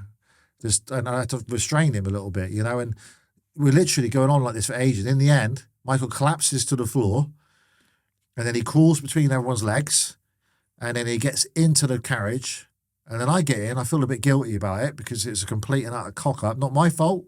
The Americans, they had 20 years on me with this stuff. They used to work for the president of the United States. It's not my issue. I'm just a free help, you know? I get in the cubicle with Michael. We shut the door. He's sweating like hell. I said, Michael, are you all right? I'm so sorry. And he goes, sure, man. I've had this since I was 5 years old. People pulling at me. Those people made me who I am. If it weren't for them, there would be no Michael Jackson. So, wow, what a way to view it. Mm. They only love me. They're not trying to hurt me. And paparazzi, they put me where I am too. They want to keep writing nonsense about me. That sells me millions of records, makes me even richer. Were you fully prepared to die for Michael Jackson? Yeah, until I had kids. And that was a conversation that he had with me. So he stopped me being front man when Madison came along. So when my daughter Madison came with my first child, he said, okay, you're a dad now. And the most amazing gift in the world. And you step back now. Now you're going to be more operations. You can put other people in there to help me in front. You can help me behind the scenes and so forth. But no longer are you going to be the bullet man. So I stepped back, and that's the way it worked. He respected it. And I totally get it. I mean, it's my kids, my world. All 6 of them. Oprah Winfrey questioned him, didn't she? She said, basically, his skin changed colour. Yeah. From black to white. And she asked him, is it because you're ashamed of your roots? And he said, no, I'm a very proud black American man. What is the truth behind his skin changing from black to white? It's funny how this stuff don't make press. This is why I love this kind of platform on podcasts, because his autopsy, for those who don't know, when you die, you have an autopsy. And when you're Michael Jackson, you really have an autopsy. He had 3 of them, I believe. They confirmed he was suffering from a skin disease called vitiligo. And it's just so you get pigmentation. You said, like, if you go out the sun too much, I mean, I get quite dark, so I've got a little bit of pigmentation from sunbathing a bit much. In his family, it's an inherited thing. And it started breaking out in the Thriller area. But unfortunately, it broke out on his neck and his face. And the makeup artist used to say to me, they used to do everything they could to use makeup to try and cover it up. But because he's so energetic on stage, back then it was Don't Stop Till You Get Enough and all those type of songs, he would sweat. It just wouldn't work out. And the worst thing he wanted, because he was so image conscious, he didn't want someone getting a paparazzi picture of him. They do exist, by the way. I've got some on my phone. I've got him out from the phone. You can see all the blotches of his skin everywhere. And in the end, he decided enough's enough. So he consulted his best friend's dermatologist, Elizabeth Taylor, had a doctor called Dr. Arnie Klein, who holds a lot of responsibility for Michael's death, in my view. He should be in jail if he was alive. Got away scot-free. And basically, they decided to, rather than fight this disease this way, let's go with it. And the downside to that is I get referenced to as the umbrella man a lot. Any type of sunlight, the umbrella would have to shield him. You'll see him altering it the whole time because he's at risk of skin cancer because he's got no pigmentation to his skin. Now, his legs and stuff, he used to laugh when he's walking around in his boxer shorts saying that, look at me, Matt, I'm the spotted cow. Because he didn't touch his legs. They're just black and blotchy. But no, it's an ongoing process. But it's been confirmed now. So if he was alive still, I would never talk about this. That's down to him. Right. But now he's dead and it's out there. And also in the drawers, they found the cream, is it porcelaina, that he used to have to keep that as an ongoing mission. But he had a genuine skin disease confirmed by the coroner and the autopsy and the doctors and so forth. No one would believe him. Oh, Oprah Winfrey, biggest platform, billions of people watch that live around the world. No one would believe him that he had this disease. There's loads of people with vitiligo. In fact, there's famous models out there now. One in particular, she's caning it. She just lets it be. She's got vitiligo all over her face and she makes millions and millions being a model. But back then, it wasn't a thing. You couldn't talk about Botox back then, filler back then. You couldn't do it. Surgery back then. And he was the first guy to say to me, if you took everyone who's had Botox, plastic surgery, out of Hollywood, there would be no one left. Everyone did it. But now it's a talked about thing. It's normal now, isn't it? It's a good thing to clear up there from the horse, as good as the horse's mouth. Was you doing his security when Jarvis Cocker stormed the stage? No, I was too young, but I know all about it. Yeah. Michael was devastated about that. He took umbrage to Michael Jackson's performance on stage because of the Jesus thing. He thought he was imitating Jesus, didn't he? Well, there's some truth to that. So when you watch Michael Jackson perform, he'll turn his back to the audience and he would do like a Christ-like pose. Because he knew that was symbolic to command the respect for an audience. That's why I asked if he was a narcissist. This narcissist thing, though, it's just like... It's a new word. But he probably was, wasn't he? You're not going to get me saying that Michael Jackson's a narcissist. Come on, Matt. He was self-obsessed with his image, but because of pain from his childhood, trauma, massive trauma, the Pepsi commercial burn really messed him up. The drug addiction on the back of that. That Pepsi commercial burn was Ruined him. absolutely outrageous. Yeah. Talk me through that, because there'll be loads of people that have never seen that. So he promised Joseph he'll do one last tour with the brothers to help them financially, because it was all about Michael after Motown 25 when he did the moonwalk. So he does this commercial, this Pepsi commercial, and halfway through it, he was doing Billie Jean, and he reworded the lyrics for Pepsi, and then the pyrotechnic went off, lit his hair up, 3rd-degree burns. His whole head was on fire. Flipping unbelievable, yeah. So they put it out. Steam was coming off his head. You could see, if you go back and look at the footage, you could see it was down to his bone, and they rushed him to hospital. Being Michael Jackson, the famous bit, he asked the paramedic, "Don't take me yet, give me my white glove." And he put his glove on his hand to wave at the paparazzi. Not a publicity thing. Yeah. And then, being Michael Jackson, you don't get treated normally, and I'm nowhere near his level, but I've had experiences too. You got a level of wealth success. People will gravitate to you or give you stuff that you shouldn't really have. If you're Michael Jackson, you get given all the opium-linked drugs that you get become highly addictive, and because doctors want to stay in your life. It's a way to stay in your life. If you can get your patient addicted to you, who's world famous and powerful, he's the most powerful man, what better way than you'll prescribe them anything that makes them feel good? And that's what we battled with forever. Yeah, so that's what killed him. We'll come back to his drug addiction and then how it all went downhill from there. But I want to cover Michael's documentation of his own plastic surgery, or his denial of the amount that he had. Also, his relationship that he had with children, and the Martin Bashir interview that probably killed his career. Is that a fair comment? Yeah. Start with that interview. Right. So Michael had enough of all this ridiculous, he's into young boys, he's a child molester, kiddie fit, whatever you want to flip him label that. He had enough. It's the most ridiculous thing on earth. If you know the guy, obviously. I understand how the public view it because mainstream media is powerful. And he wanted to make a documentary to clear everything up once and for all. That he was just a normal, loving guy, into women, has been married several times, has girlfriends, lives for his kids. Only really ever see him happy when he's on stage or with his own children. That's basically it. And there's no flipping loads of kids sleeping in his bedroom, in his bed with him, all this nonsense stuff. So the go-to person for Michael Jackson in the world is always going to be the most famous one linked to him, which is Yuri Geller. He's world famous. So Yuri Geller got approached. They try and ring me too, but not to the extent of him. And there was 3 documentary makers that are worth considering. You got Louis Theroux, at the time was working for BBC. More controversial, I'd say Louis Theroux would be, but not as famous. Then you had Sir David Frost.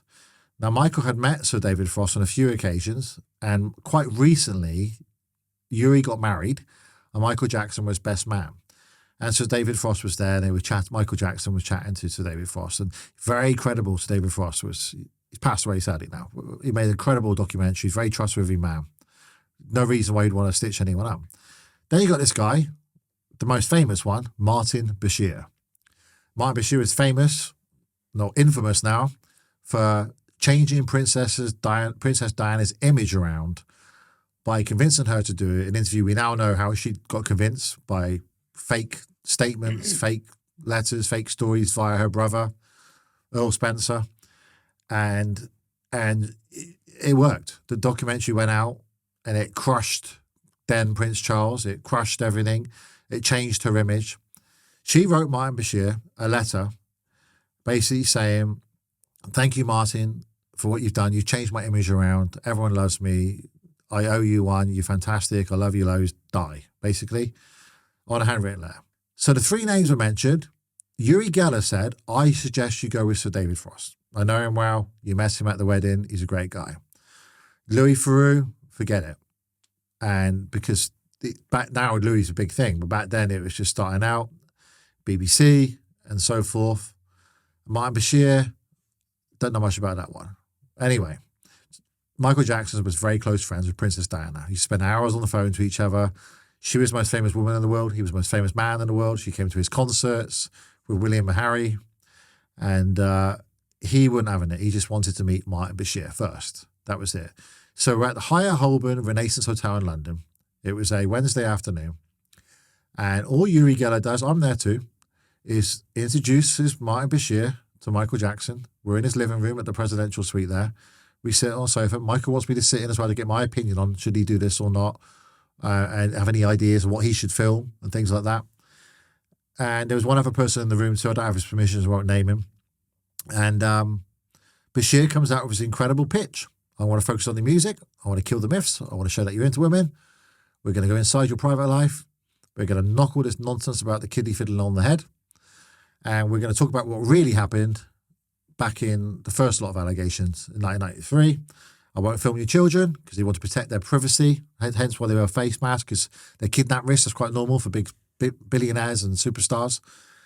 And that was that. Michael wasn't convinced still because he's quite a paranoid guy. Then Bashir gets his flipping letter out, which is now very famous, this crumpled letter from Princess Diana, hands it to Michael. Michael reads that from his late friend, Princess Diana, hands it back to Martin Bashir, and says, okay, consider it done. When do we start filming? And that's as much as it took place. I leave the room. Yuri Geller leaves the room. We're expecting, being the Michael Jackson superstar billionaire corporation, he would tie Martin Bashir up in the most incredible tight contracts you could imagine. No such thing happened. It just became like a handshake thing with an agreement that at the end, when it's finished, that a VHS tape, Martin Bashir would fly out to wherever Michael is at the time, and it turned out to be Miami, and Michael could watch that tape and say, I don't want that in there, I want that changed. He'd have copy edit, basically. And it was ready to broadcast out on ITV in the UK. So that's where it stopped. Now, they started filming quite quickly. The first incident was in Berlin, and I'm in the living room with Mark Lester in the hotel suite there in the hotel, in the presidential suite, and Michael was with a doctor. He came in, he was extremely erratic. Bashir was rolling his cameras. None of us trusted Bashir. We just felt something wasn't right here because there were so many moments that could have been filmed, like Michael rehearsing and stuff and dancing. Bashir wasn't interested in, and we just thought this is kind of suspicious, strange, weird. Don't understand it. Like, they planned to go to the zoo. Normally we shut the zoo down. Bashir said, no, don't shut the zoo down. Let's capture the chaos, how much you're loved. Of course, that turned against him. It was like Michael's being unfair with his kids, getting all the fans trying to take pictures of the paparazzi. He manipulated everything. One thing that Michael did do, though, he made sure he had his own cameras running. I think Martin Bashir forgot about them in the end, or just thought, that's never going to be used. So we're in the living room in this hotel suite in Berlin, and there was thousands of fans outside chanting. And then Michael clearly had taken something. My suspicion now is ephedrine, which dancers use a lot. Bodybuilders use it to get ready for a workout. I would say it's higher. How would you describe it? It's higher than caffeine, lower than speed. Well, it's one component away from amphetamine. So it's like being on speed. Yeah. So he came in, I would say he was given some kind of like that by the doctor. He was not himself. He was speaking fast, crazy. Now, I'm not there in bodyguard capacity. I'm just there to hang out because he's bored and lonely with Mark. And then he went and showed his oldest child to the crowd on the balcony, no issue. And then he showed his daughter, no issue. They were chanting for the baby. So then he went out with the baby, came back in, didn't see an issue. Nothing really happened. Now, this hotel balcony, it's got a huge balcony and there's a ledge underneath it and stuff. But despite the point, I'm a dad of 6, and the famous picture there of him dangling the baby over the balcony, looking like he was trying to kill the kid, and he's got the facial expression right and everything. My suspicions were as Bashir had his crew outside, got the doctor to give him something, some kind of deal was done. Because I used to hear doctors in the bathrooms talking to fans saying, you want to meet Michael? You give me 10,000 euros or 10,000 pounds, I'll take you up to see him. And I'd tell Michael that, and you have to be careful because sometimes he would shut you out because he'd want the drugs from the doctors more than he would want the friends. So it's a bit of an awkward situation to be in. So throughout the day, crowds started to appear more and more outside the hotel. Was this after he dangled his baby out? We didn't know he dangled the baby, but yeah, we just thought he'd shown the baby. So the German media were saying Michael Jackson shows his new son, his baby, to his fans around the world. That's all they were saying. That's what we were watching on TV in our bedrooms. And then I get a phone call from America saying, where's Mr. Jackson? He must stay away from all news at all times. So what's going on? So are they saying he put his baby at risk? He was insane. He could have dropped his baby, could have killed him. And apparently children authorities are coming up to the hotel. So wow. The German news is saying that he's just showing his baby to the world. And so all the media turned up outside. Was it because they're waiting for Michael to come out to get an award called the Bambi Award for a music awards thing? It was because of this baby dangling incident. And I said to his assistant, I said, Michael's not right. You guys need to sort this out because he's not right. He's not sleeping. He's erratic. What the hell is this doctor? Who is this doctor? But I'm a man in my mid-20s, and I'm just a karate guy. They didn't listen to me. So later on in the day, someone said, you have to tell Mr. Jackson. I wasn't going to tell him. But Mark Lester is his best mate. Went into a room with Michael and said, look, the whole world's perceiving you that you put your boy at risk. Baby dangling incident, they call it, you're everywhere. We're not even sure you can collect your award. And he shut himself in his bedroom, cried for a day and a half or so. He went and got his award in the end, but it was complete flipping chaos. And yeah, children's authorities did visit the hotel as well. When I saw Mark Lester on that documentary say that there was a sufficient ledge beneath that window and the baby wouldn't have fell to his death, because I also watched that clip on repeat when Michael Jackson's dangling the baby out because he's got him with one hand. Yeah. I mean, it was fucking outrageous. In and out. He did look completely off his head as well. He was off his head. And so I thought, I want to see if this ledge is sufficient. And I got an image of the hotel up and I zoomed in and I couldn't make out. And it certainly didn't look, to me and anyone else that saw that would think, even if there was a ledge there, that baby just would have bounced off and fell to its death. There's no justification for it. Did you see the ledge? I saw the ledge. I know exactly what Mark's talking about. I didn't go on that particular ledge because you can't go anywhere near the curtain when you're in Michael Jackson's suite because the fans think you're Michael and they go freaking mad and you don't get any sleep. But I had a similar ledge in my hotel thing. But the side for the ledge, you shouldn't go dangle your baby. No, it was wrong. And he apologised for that. He needed a talking to. Also, you've got the risk of being shot, being assassinated. And it's out of character for Michael. If you see previous stuff from Michael, he would just peep at a curtain or give him a wave and cover his face because he knows. Yes, I've seen that loads of times. You'll know keeping the crowd in suspense when he goes to get that award will make them want him more and he gets more press coverage. The less he's seen, the more he's wanted. Less is more. So for him to show his whole body and take the baby out, it's just completely out of character for Michael Jackson. I'm not defending it. It's wrong. Dad, he apologised straight away. He was devastated by that. Completely devastated. Now, what I'm telling you is that things were going along over that 7-month period of filming of that documentary where he was being stitched up, and that was just one example. The doctor and Bashir were in cahoots, and then when the documentary come out, it baffles me to this day, right? Because for a start, I won't run one of the biggest organisations for children in the world, for teaching children martial arts, dance, and so forth, and adults. Why the flipping heck would I associate myself with someone I thought was a child molester? I'm the guy who's sneaking in the women. Now, he used to call, his code for the women he fancied was fish. So he'd be in the back of a limousine, or what he liked, SUV. And he said, I like that fish, can you bring her into my room? Okay, he was a womanizer. But it goes against the flipping narrative, doesn't it?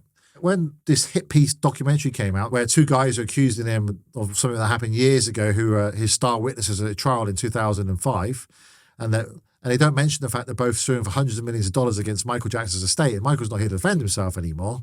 If it takes you 4 hours to convince someone, there's something wrong for national TV. But also bear in mind that Elton John was married and he still liked men. Yeah. And we've seen that time and time again where people can live a double life. And if Michael Jackson has got the ability to convince the public that he's this frail, eccentric thing that needs tape around his fingers, and then he can get into a hotel room and just change back into Michael and drink whiskey and be a different person, he has got the ability to live two separate lives, isn't he? And keep secrets from people. Yeah. But he couldn't keep secrets from me because on his bedroom door, there's a flipping camera. Well, you know a lot about security and stuff. You know how that works. So wherever we go in the world, first thing that's done, before Michael arrives, before we pick him up from the airport, we put Matt sensors on the corridor. There's a camera that goes on the corridor. So he hires out the whole floor. And then a camera goes on the outside of the corridor of all the entrances into his hotel suite. inside the hotel suite, there's the camera, just in case. You don't know. There's freaking lunatics out there. We got all the footage. We know who's in the room. We're sneaking the women in.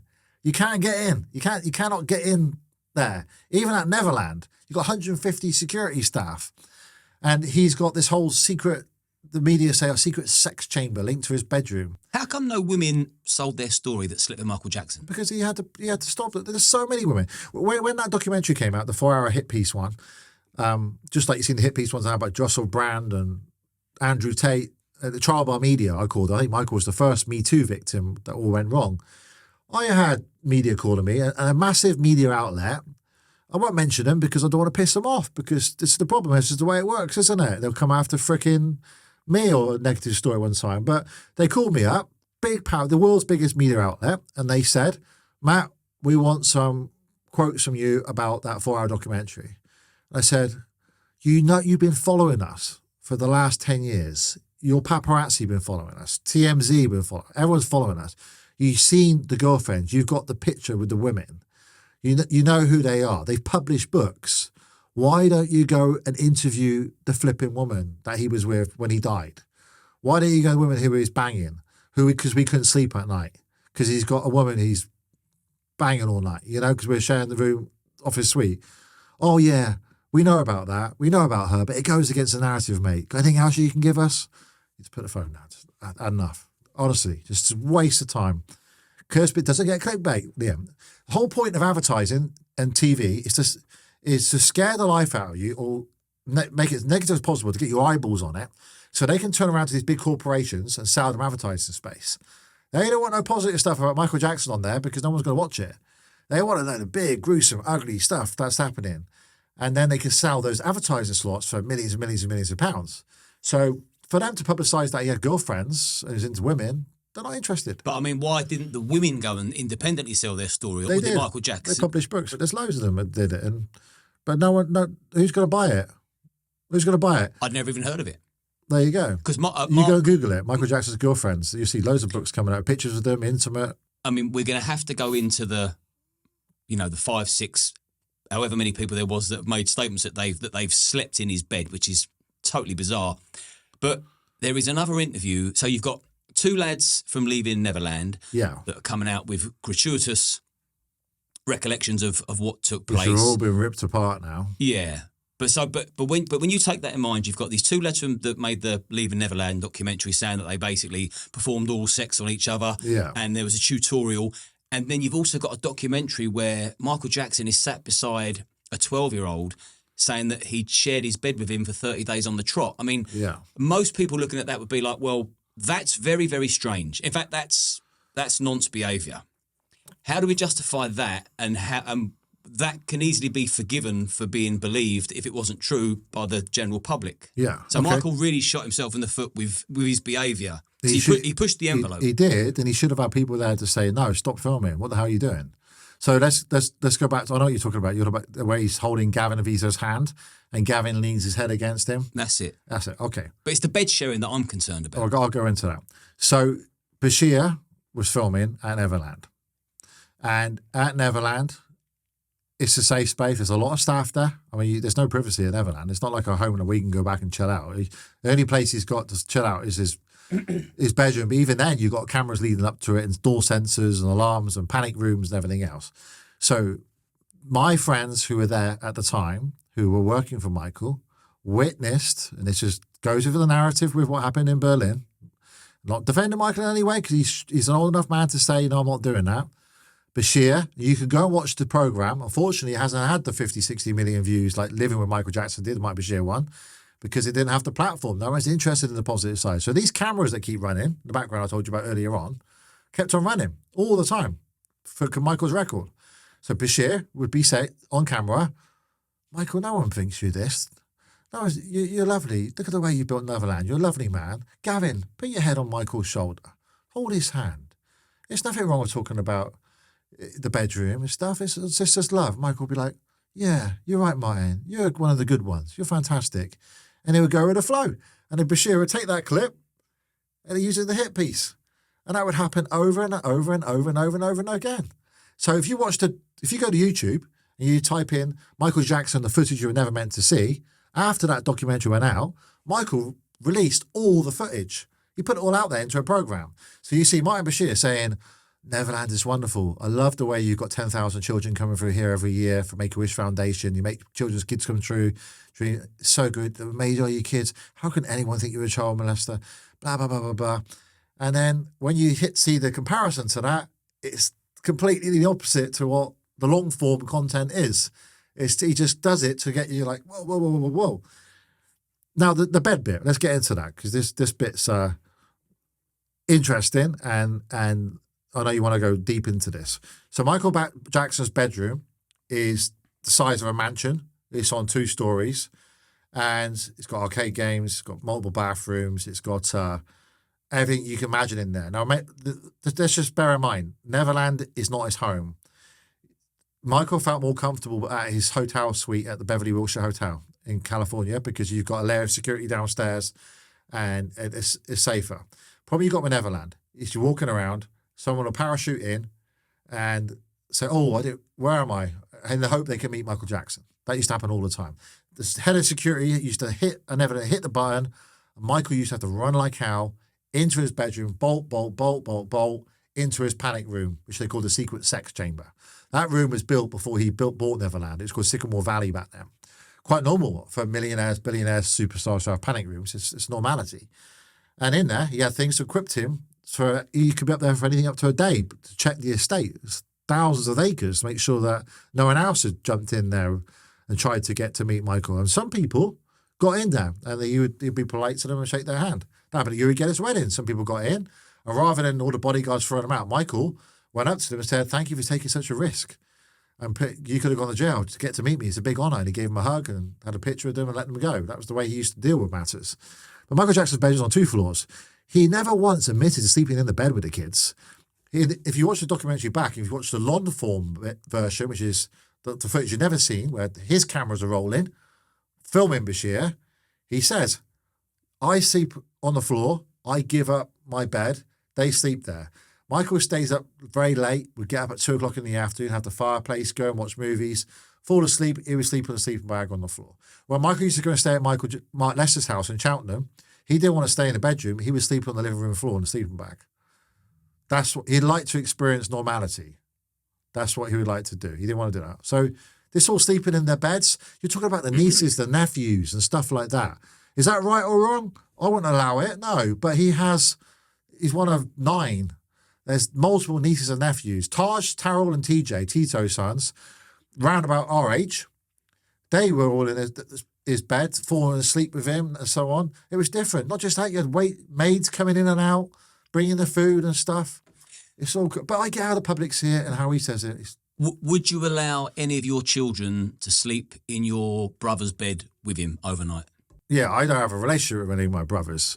Hypothetically speaking, if you had a relationship with your brother and he's a fully grown man, would you allow any of your children... I wouldn't let any of my children sleep in anyone's bed apart from my wife.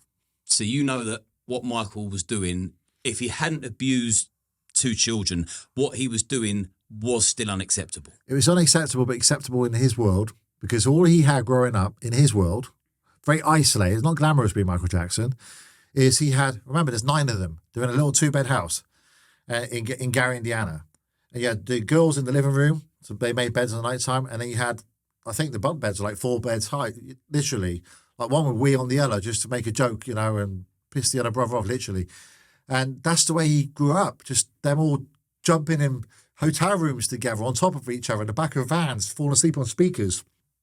But no, I wouldn't agree. I'm not defending it.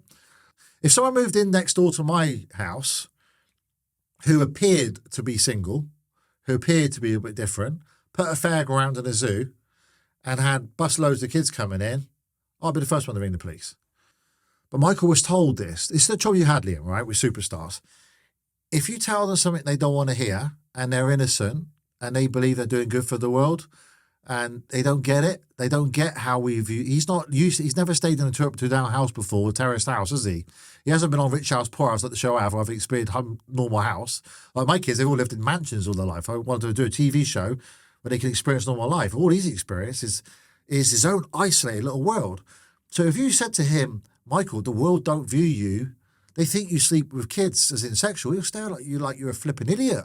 because nothing can come further from his mind. And his ex-wife, Lisa Marie Presley, used to say, what about me? I was in the bed too, you know, with the nieces and nephews and stuff, and everyone else passing out, and no one ever mentions me because I go against the narrative as well. That's also strange. Did any of Michael Jackson's other brothers allow children to share their bed and sleep with them? And they had the same upbringing? Their kids, you mean? Or other children? I can't speak for the ones I don't know, but I know that Tito's boys, good-looking boys, around that teenage age, because there's not many years between Taj, Terrell, or TJ, they've been on record many times. They stayed in Michael's bed and bedroom and watched video games and nothing happened. This guy it's not like us, not like 44-year-old us. He's like in his early 20s. His brothers used to drive me around and say, they can't wait till Michael grows up a bit because he's had no flipping life. I tell you, I watched that documentary. I didn't want to have to watch it, but I had to watch it because I knew I was going to get quizzed about it for the rest of my life. But let's think about it. This guy, we're busy people. I've got multiple companies. He's the biggest star in the world, Liam. How does he fit all this in? But being the biggest superstar in the world, isn't that more reason not to share your bed with children? After what happened in 1993, he should never have been seen with kids ever again. But what was the allure for Michael Jackson? Why did Michael Jackson like to spend so much time with children? Not just children, animals too, because they don't screw him over. They don't ask him about his music. Same old questions. How'd you do the move? How'd you do the lean? How'd you do this? He could trust all the adults he found. They see Michael Jackson, they see money. And did you think, when you look back at Michael Jackson's friendship and relationship with Macaulay Culkin, looking back on that, does that seem strange to you? No. Macaulay went on trial and got interrogated. And Liam, if I have to say it, I will. Michael was in the Dorchester Hotel once and I was in Devon.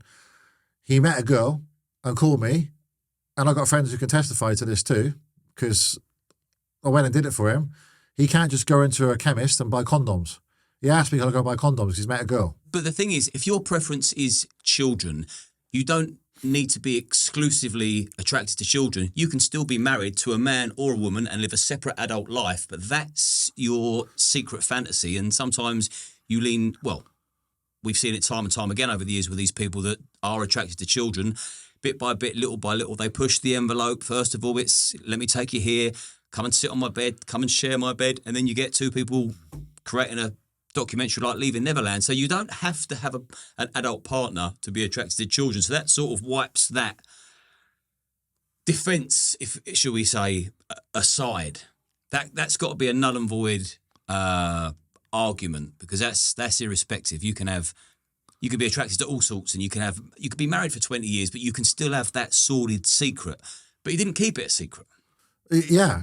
Why would you go on TV and say that you prefer hanging around with kids and adults because you trust them more, and animals? And yeah, he was very open about everything. Not open enough about what he's really like about things. You got to remember, from my point of view too, Liam, right? Go back to it again. I supported him through that trial. That was my era, 1999 to 2009. I was very high profile with Michael up to 2004. Then the Nation of Islam took over his security, but I was still in phone contact with him. I had to make a choice then. I've got my whole career at risk, plus my franchisees, which is 1,800 of them at the moment. Thousands of kids look up to me as a role model, and I've got my own children, and I've got my wife and my family. I had to have a long think about, book a time out of myself here, and it took me about 10 seconds because I know what the guy was really like.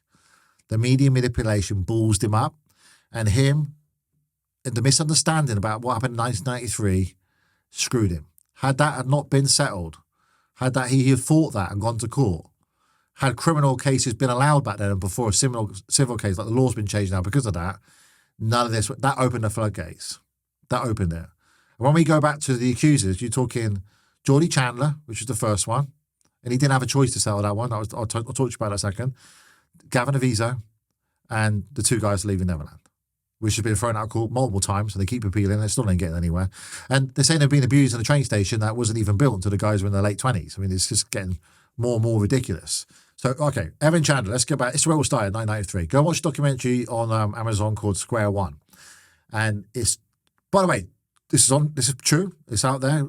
Geordie Chandler's since come out, since Michael's died, and said, I got told to make it all up by my parents. Got told to make it all up for money by my parents. And what did his dad do? Shot himself. So terrified of the Michael Jackson fans and the estate suing him, he killed himself in 2009, just after Michael died. He was terrified. They've had no relationship. Geordie Chandler divorced himself from his parents because they made him lie. He's gone out on record, but the media go like that with it. Mrs. Jackson recently spoke, Michael's mum, she's in the 90s, said, I don't understand why they won't print with it. And they said, do you hold anything against Geordie Chandler for 92? No, I don't. It's all down to his parents. And he's been out there. And he said that he got told to make it up. And he was only 13. And so his dad, Evan Chandler, the dentist, went to Michael. He made a film called Men in Tights, Robin Hood Men in Tights. Did really well out of it. Went to Michael for a finance deal. Michael didn't want to do it. Said no. Then there's all these audio tapes out there you'll find. I don't know why these don't make mainstream media. They say, if I go through this, I'm going to win big time. This is Evan Chandler, Geordie Chandler's dad, saying how they're going to screw Michael Jackson over. Doesn't make media. You can find it if you search for it. They're recordings, because Michael hired a private investigator when he got suspicious something wasn't quite right and going on. Then the allegations were made. Now, bear in mind, you got kids, Liam? Mm-hmm. Okay. If your kids come back to you and said, this man has just abused me, done all these sexual acts with me, are you going to sue them for money? What do you do? It would be immediate violence. There you go. Same with me too. Don't ever go to jail. Mm-hmm. End of story. So let's bear in mind, they go to a civil lawyer and they file a civil suit against Michael Jackson for child abuse. That's what they do. And then what happened then? A district attorney, Tom Sneddon, comes along. Whoa, this is a big case. We won't mind getting hold of this. Let's sort out the criminal case then. Make your life easier. Oh no, we don't want to do a criminal case. We just want to go for the civil. So they said no to a criminal case. Mental. So then what happens is then Michael gets angry about the whole thing. And this, again, I was at school this time, right? So this is from Mark Lester and all the people that have been around him. He's infuriated, completely insanely mad. I want to fight this damn case. He found out when he was on stage somewhere in the tour called Dangerous. He's halfway through a tour, multi-billion pound tour, 2 747 jets, hundreds of jobs at risk and everything.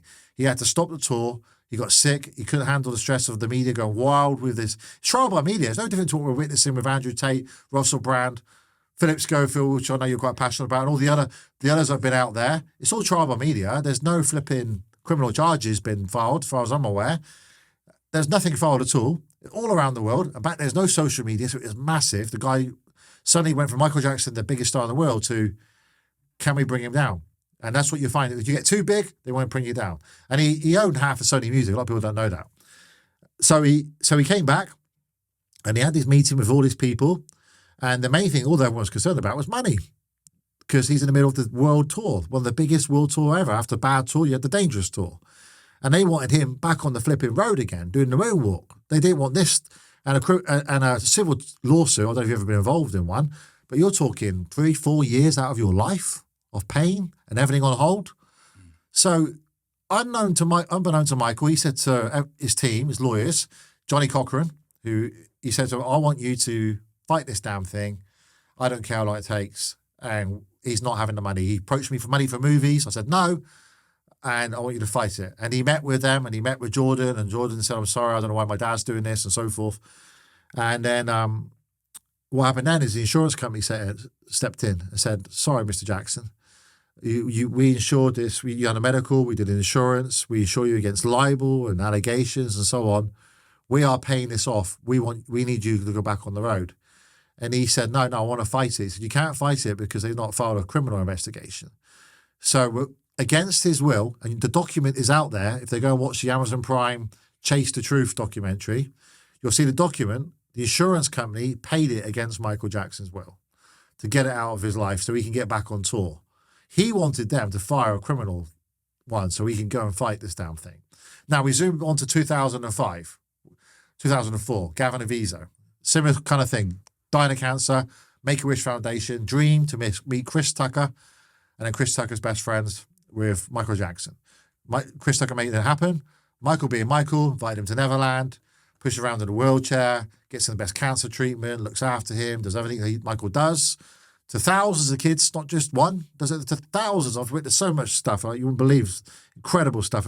kids' hospices and things. That's rubbed off on me. I do great things for children's hospices now with my wealth because of the way he's influenced me. And then there was a bit of an argument over a computer.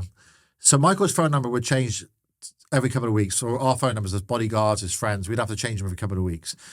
So his accountants got together and they were like, his finances are in a bad place.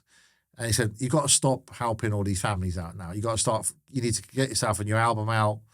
Because he just loved spending time with his 3 children. He didn't want to tour again. He had problems with his hip and stuff like that. So they said to him, Gavin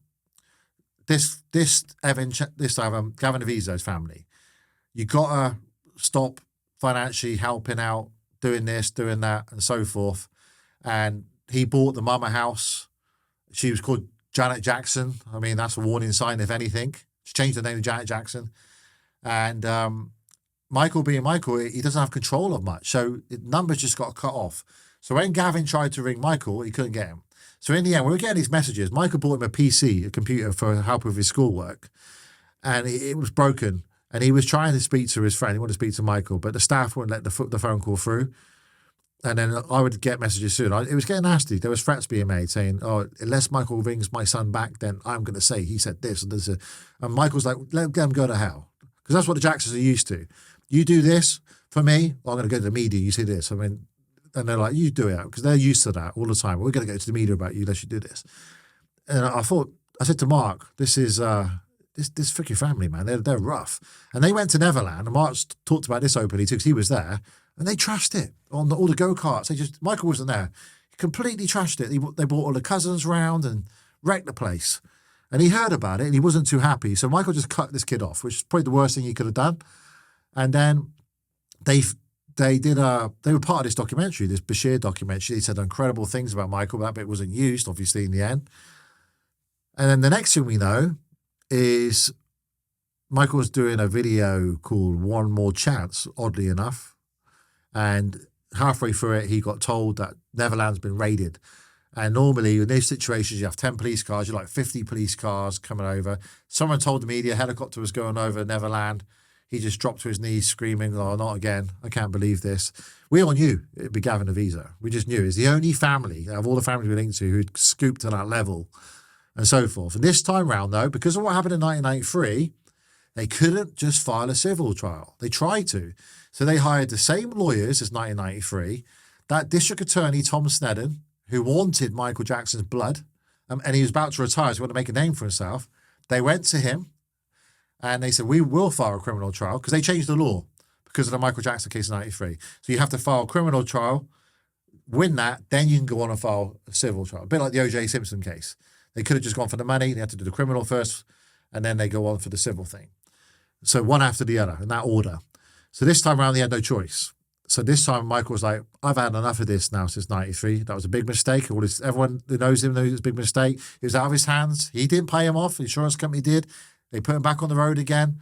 And he said, I'm going to go for it. And he got his witness list together. And the 2 guys from Leaving Neverland were the top ones. Macaulay Culkin was one of them. I was ready to go myself and give evidence about the whole thing. Mark Lester, Yuri, everyone from that era. This time we were going to give them hell, show them the truth. The court case was just a load of absolute nonsense. I mean, not guilty on all counts. And it turned out, at the end of the investigation, he'd been investigated by the FBI for 10 years. Phone tapped, everything, you name it. Nothing. Not a single thing. In fact, the complete opposite. Women. All into women. Women.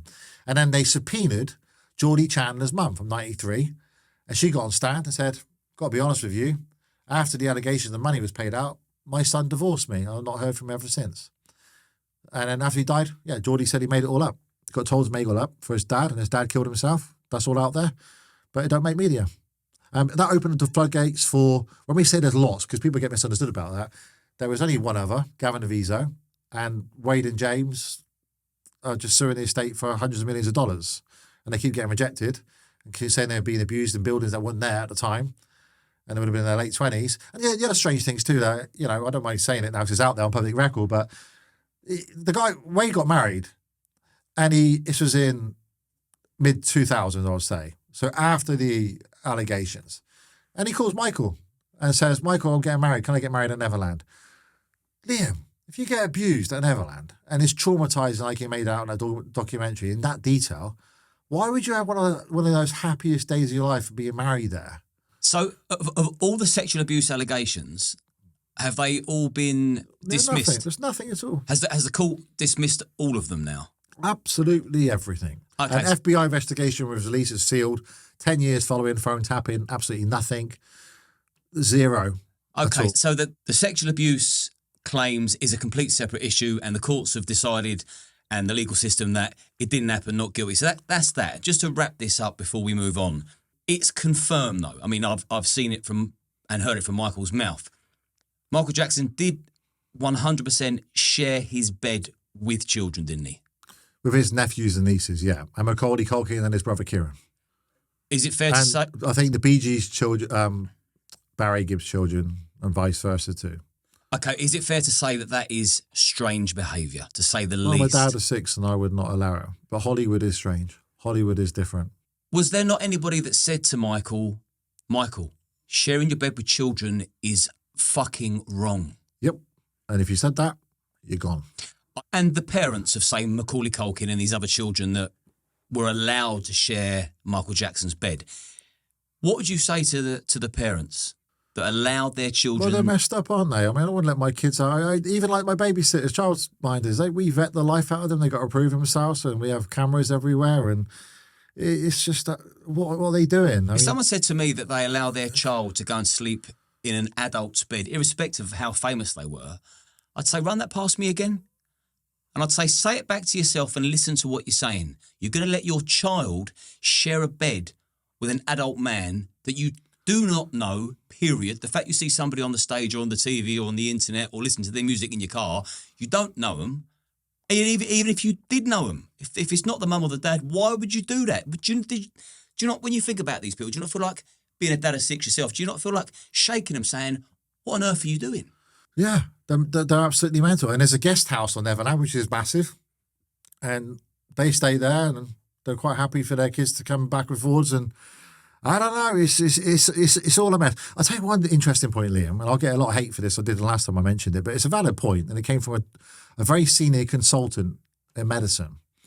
So if you look at Wade and James from Leaving Neverland's allegations, they say they were 7 years old, right? And they participated in sexual acts with Michael Jackson. He said to me, Matt, I'm a consultant. I've been doing this 30 years. It's an impossibility. You can't do anything at 7 years old. Nothing. I mean, yeah, you can get abused, but you can't participate back again until maybe like 12, 13, 14 years old if you're a male.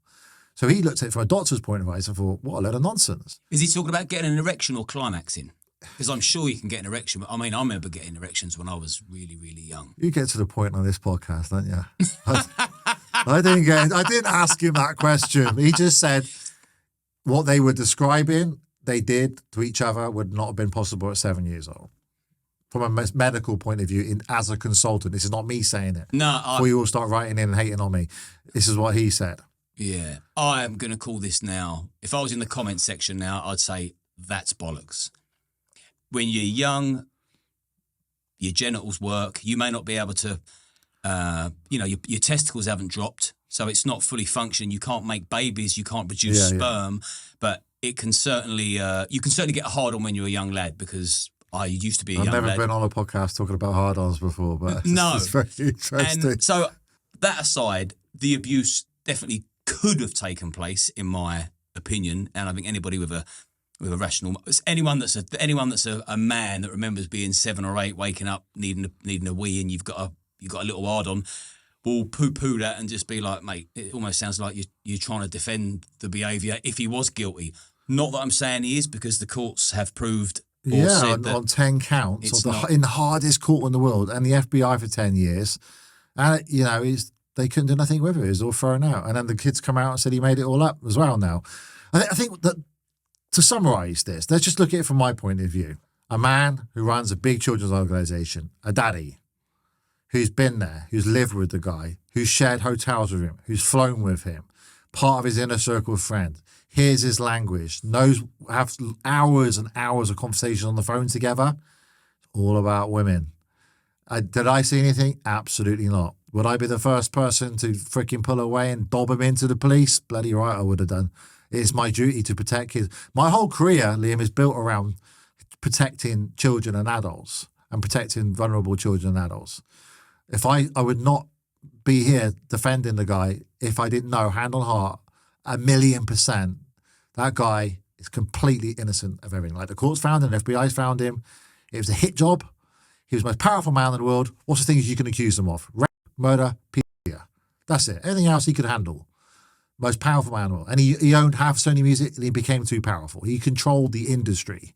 Everyone wanted to know Michael Jackson. I got no idea how I can even put that into context for you, what it was like walking around the streets with him. I know many big celebrities. I've never seen the response he gets. I've been at celebrity events. I went to P. Diddy's event. Let's talk about that. Another controversial one I was talking about at the moment. P. Diddy's event. Michael wanted to go there. Why did he want to go there? Because he fancied the socks off Beyonce. He'd only have awards if Beyonce was giving it. He wanted to marry Beyonce. He heard Beyonce was at the party and she was there. We turn up. We had a bit of a job convincing the security outside that we were with the real deal. Michael Jackson, we're in Las Vegas. Mark was with me at the time. We go in there. He sits next to P. Diddy. P. Diddy's gone on record with this as well. First thing Michael says, where's Beyonce? Oh, she's had to leave. Boom, we're out of there. Gone. I mean, the guy is into women. From my own point of view, I would not be defending the guy. I will be dobbing him in. My career is protecting kids, protecting adults. And I stood by him because I know. You do know a lot of people for years and years, when Philip Schofield, for example, was in the closet. Yeah. There'd be conversations at dinner parties and people would be saying, do you know what, I think Philip Schofield's gay. And there'd be people across the table and they'd say, no, he's not gay, he's married. You don't need to be married or into women to prevent listen, you from I don't know how that. graphic I have to be, but because your podcast, you've already talked about hard-ons and stuff. I am in a room adjoining to his room, hearing a girl being pleasured by my mate. But that doesn't mean he wouldn't be into children also, is what I'm saying. Don't understand where the public come from. It's weird. Of course it's weird. The whole persona of Michael Jackson was weird. He wanted it to be weird. Sharing your bed with children's weird. Yuri Geller got shut out of his life. He's very outspoken, Yuri. Don't take no mess. He don't need Michael's mate. He doesn't need Michael attached to him. So he would say to him, Michael, the world doesn't need you dead. The world doesn't need you with these drugs. When we used to find him in a freaking zombie mode on his bed, you know? Did Yuri Geller ever tell him, don't have children in your bed? Yeah. Yeah, lots of people did. And the rabbi did and stuff. Why didn't he stop? But they're gone. Anybody who spoke up to him and told him what he didn't want to hear, gone. Including me at one point. 6 months I was shut out for. Which would then allow him to continue to sleep with kids if he wanted to. Because I knew exactly where he was each day and what he was doing via other bodyguards, friends and people that were with him. Have you ever been accused of turning a blind eye? No. No one's ever said, well, if you were with him 24/7, you must have known something if Michael Jackson's guilty for something. Okay. Yeah, I had a podcaster recently give me quite a grilling on that, saying that you must have known something in his bedroom. How can you not know kids are in his bedroom? But we have this saying, he was never at Neverland. He was never there. We were always in hotel suites. And when I'm not with him 24/7, I had a massive business empire, massive property portfolio, which he taught me to build. You know, the biggest brand in the world. I would help him out when I could, and if I couldn't help him, I would send my family or friends to go help him. Here's a question for you. If you was in Michael's life when Michael Jackson was best friends with Macaulay Culkin, with a massive age difference, Michael Jackson was a fully grown man and Macaulay Culkin was very much a child. Yeah, so here's the question. If you was to walk into Michael Jackson's bedroom at 10:30 at night and in bed was Michael Jackson and Macaulay Culkin, how would you respond to that? Yeah, I wouldn't be happy about it. If I didn't know Macaulay and I didn't know Michael, then I wouldn't be happy about it. But it wasn't ever like that. It wasn't ever like that. It was never any situation like that. Never.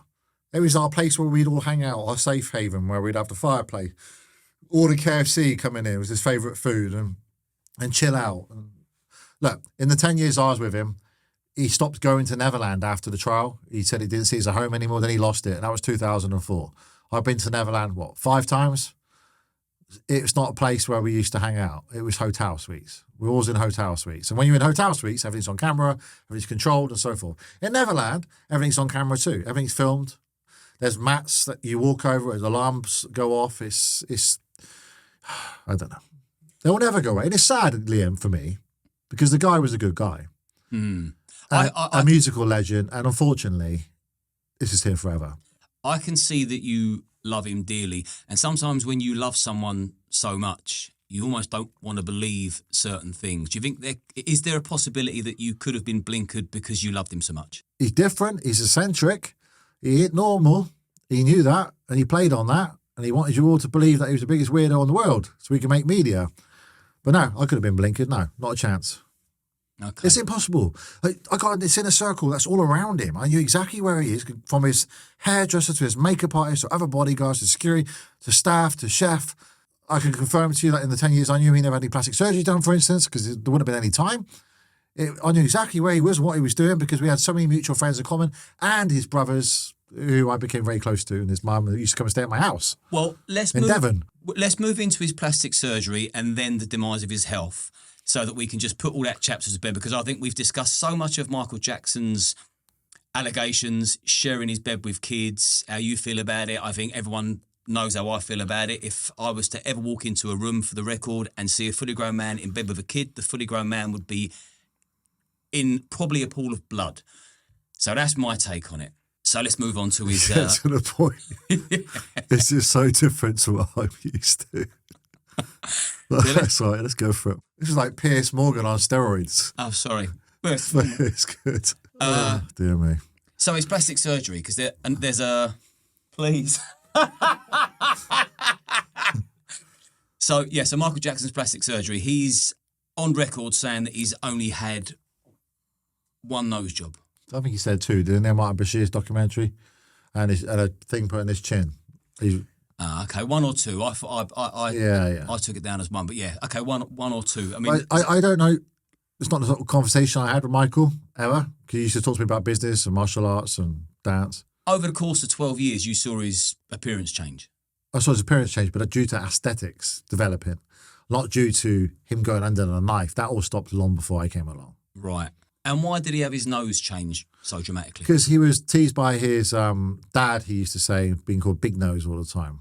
And he was rehearsing and for Motown 25, and he fell over, smashed his nose, took the opportunity to get it done.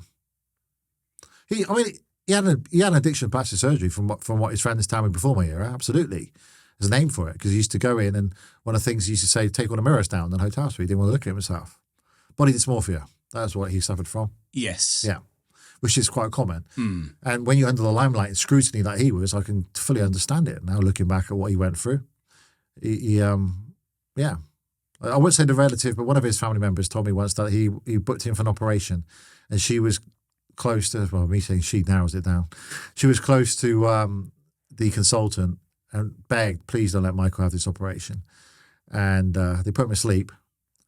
And then they woke him up an hour later, and they just moved the clocks forward 5 hours. He thought he had the operation, took the bandages off, and didn't realise. Yeah, that's how bad it got. But not in my era. Okay, so before we move on to his passing, which I now categorically know that you were extremely fond of him, so it's probably not going to be nice reliving that. Let me ask a final question on Michael Jackson before we go there, and then I want to find out how you dealt with the death, the funeral, and then we're going to go back to you. Yeah. Because we have covered Michael a hell of a lot. Was Michael Jackson a wolf in sheep's clothing, or was he vulnerable? Extremely vulnerable. Massively vulnerable. I felt like I had to protect him. He was like a younger brother to me. Whereas he should have been like an older brother, I felt like his younger brother. The other Jacksons used to call me the Jackson Six, because I was very protective of him, extremely very. Do you know what, Lee? I kind of got sucked in a way. That at times I felt I need to back off, spend more time with my kids, work on my businesses. But I felt he was so vulnerable that we could lose him at any time due to freaking doctors. Because he was, as vulnerable as he was also very capable of manipulating people around him, weren't he? Including the media. Yeah, he was incredibly good at doing that. I remember once I went on my rehearsal marriage, I call it now. I got very well with her, but it was breaking down. The marriage was breaking. We wanted to get one last shot, and we went to Lanzarote, one of the Canary Islands, and got there 2 days. I brought 8 staff with me actually as well, which this makes the story even more. I would say he's manipulating. Maybe he was manipulating. I don't know. He just used to people when they click the fingers that they go to him because he's Michael Jackson. He get whatever he wanted. So we're on this island, a few days in, and trying to get my marriage back on track. Michael calls me, and he says, I'm at New York. I'm flying to Heathrow Terminal 5. I need you to pick me up and stay with me for a couple of weeks. I've got business meetings. And I said, Michael, I'm here to save my marriage, man. I can't do it. And plus I'm on holiday and I want me to get a flight back and so on. And he was pretty angry with me because he said, I got no one else I can rely on. You're the one I can trust and I need you and so on. Put the phone down, done. Anyway, he calls back an hour later. He says, please, can you come? Please, I need to do it. And there was a charity link to it. So I mentioned it to my ex-wife. She went mad, as you can imagine, you know. Are you married to me or are you married to him? So when I want to buy a new necklace, then do I ask you, Matt, or do I ask Michael Jackson for permission? That's the conversation that used to get in the end. So I couldn't get a flight. That was the best thing. Got the laptop open, looked for flights, all booked up. I thought, fantastic, no flights back to London. And then call Michael up. So Michael, I can't come anyway because there's no flights back to London. Don't worry about that. I can sort that out for you. So you'll be able to do it? You can get a flight? Well, yeah, but there's no flights back to London. No problem. Put the phone down. I thought, shit, this is going to be interesting. I said, and then he calls back about 2 hours later. Okay, I'm sending the plane for you. I'll see you at Terminal 5. I think, silly me. Puts my wife, we get on a plane, we fly back, land in London. I go to Terminal 5 in my car. She goes back to Barnstable, you know, because I felt he was vulnerable. I felt he was hugely vulnerable. I didn't want the doctors to get hold of him anymore. I had enough of it. Walking around like a flipping zombie, wondering if he's going to wake up the next day. I think you should get the recognition for being an extremely good friend in a day where loyalty is extremely scarce because everyone's out to stitch each other up. So I want to mention that when I was doing my research, you didn't bodyguard him for the money because you'd already had money by then. You'd done it because you cared for him, didn't you? Yeah. He lost his long-term bodyguards and he was being charged anywhere from 150,000 to 200,000 a month. And he couldn't answer his phone in front of them. He couldn't really, have a conversation without getting leaked to the media. So I didn't charge him a penny, no. But you know what, Liam? He taught me how to franchise. He taught me how to build the biggest brand in the world in my sector. He taught me to think big. He introduced me to a network. He trusted me with his friendship circle. That went on to make me over £120 million. Your network is your net worth. The people you hang around with, you're going to become. I strongly believe that. So I got paid like that in a way, although I didn't look at it like that at the time. I was part of the most unique, incredible, insane mastermind of geniuses. And even to this day, I can pretty much get anyone on the phone because of my background. They know I'm loyal. They know I'm trustworthy. They know I've got their back no matter what. And unless I see them absolutely found guilty and see evidence for it myself, then I will back them up because I know what trial by media is like. And we've gone on now to see trial by media to such an extent. You brought Philip Schofield up. I know people who are I've been on Philip Schofield many times, Philip Schofield's TV show, lots of times. I met my school bully for the first time on Philip Schofield's show after 32 years. He ran the Be Kind campaign, which is about stopping bullying. He had great values. He was trial by media. And most hated person. He was hiding in UK with his mum. No one wanted to know. He couldn't even get help.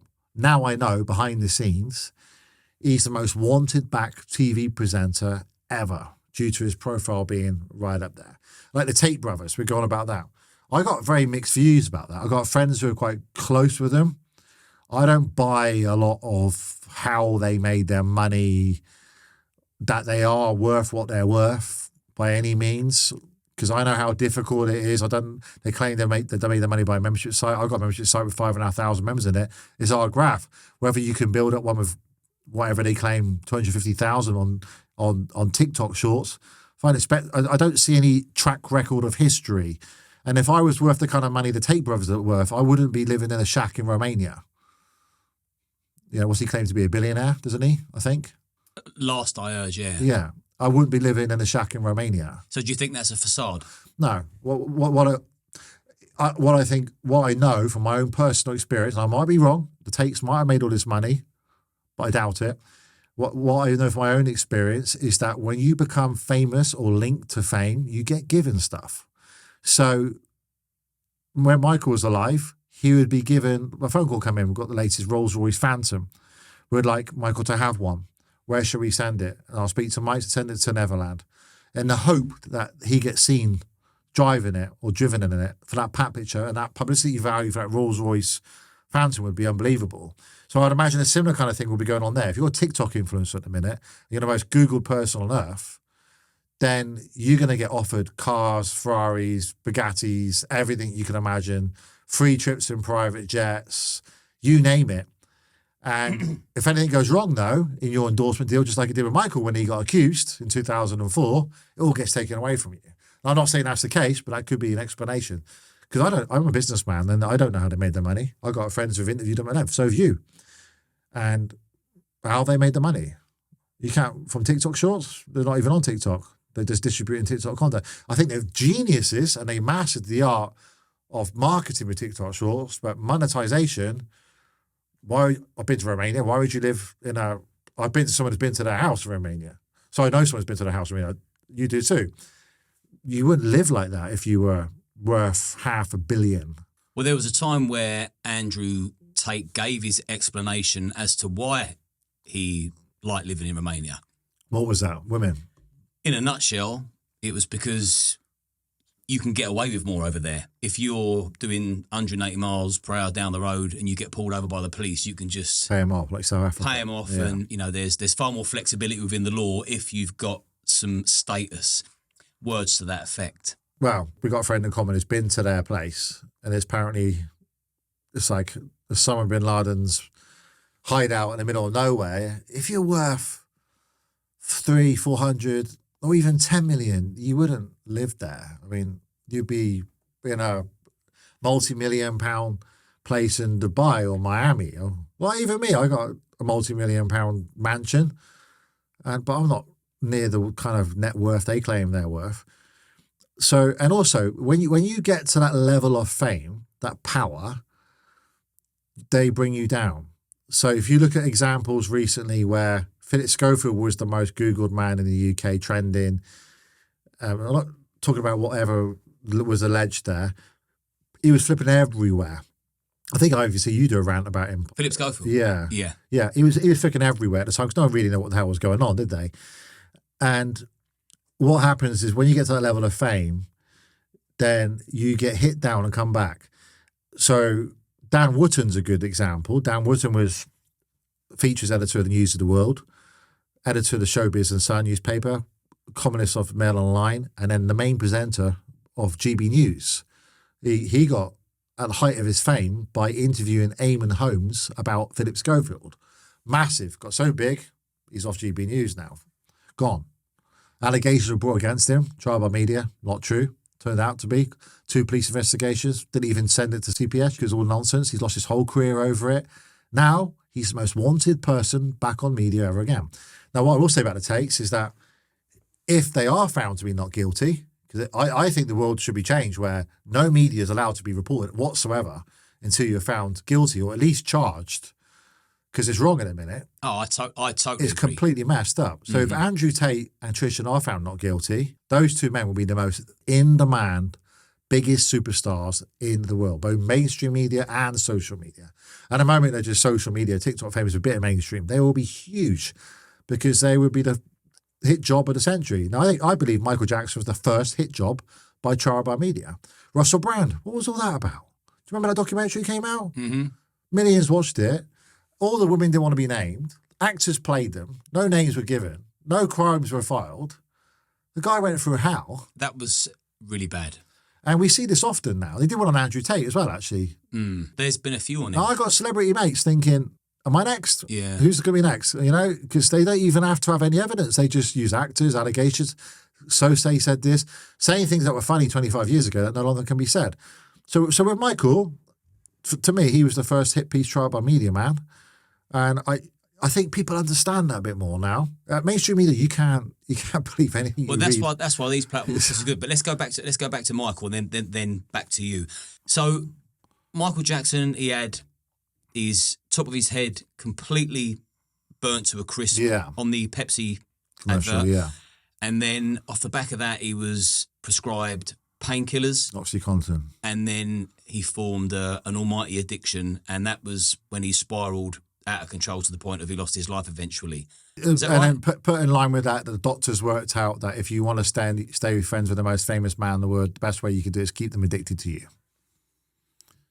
They had Michael's ear more than we did.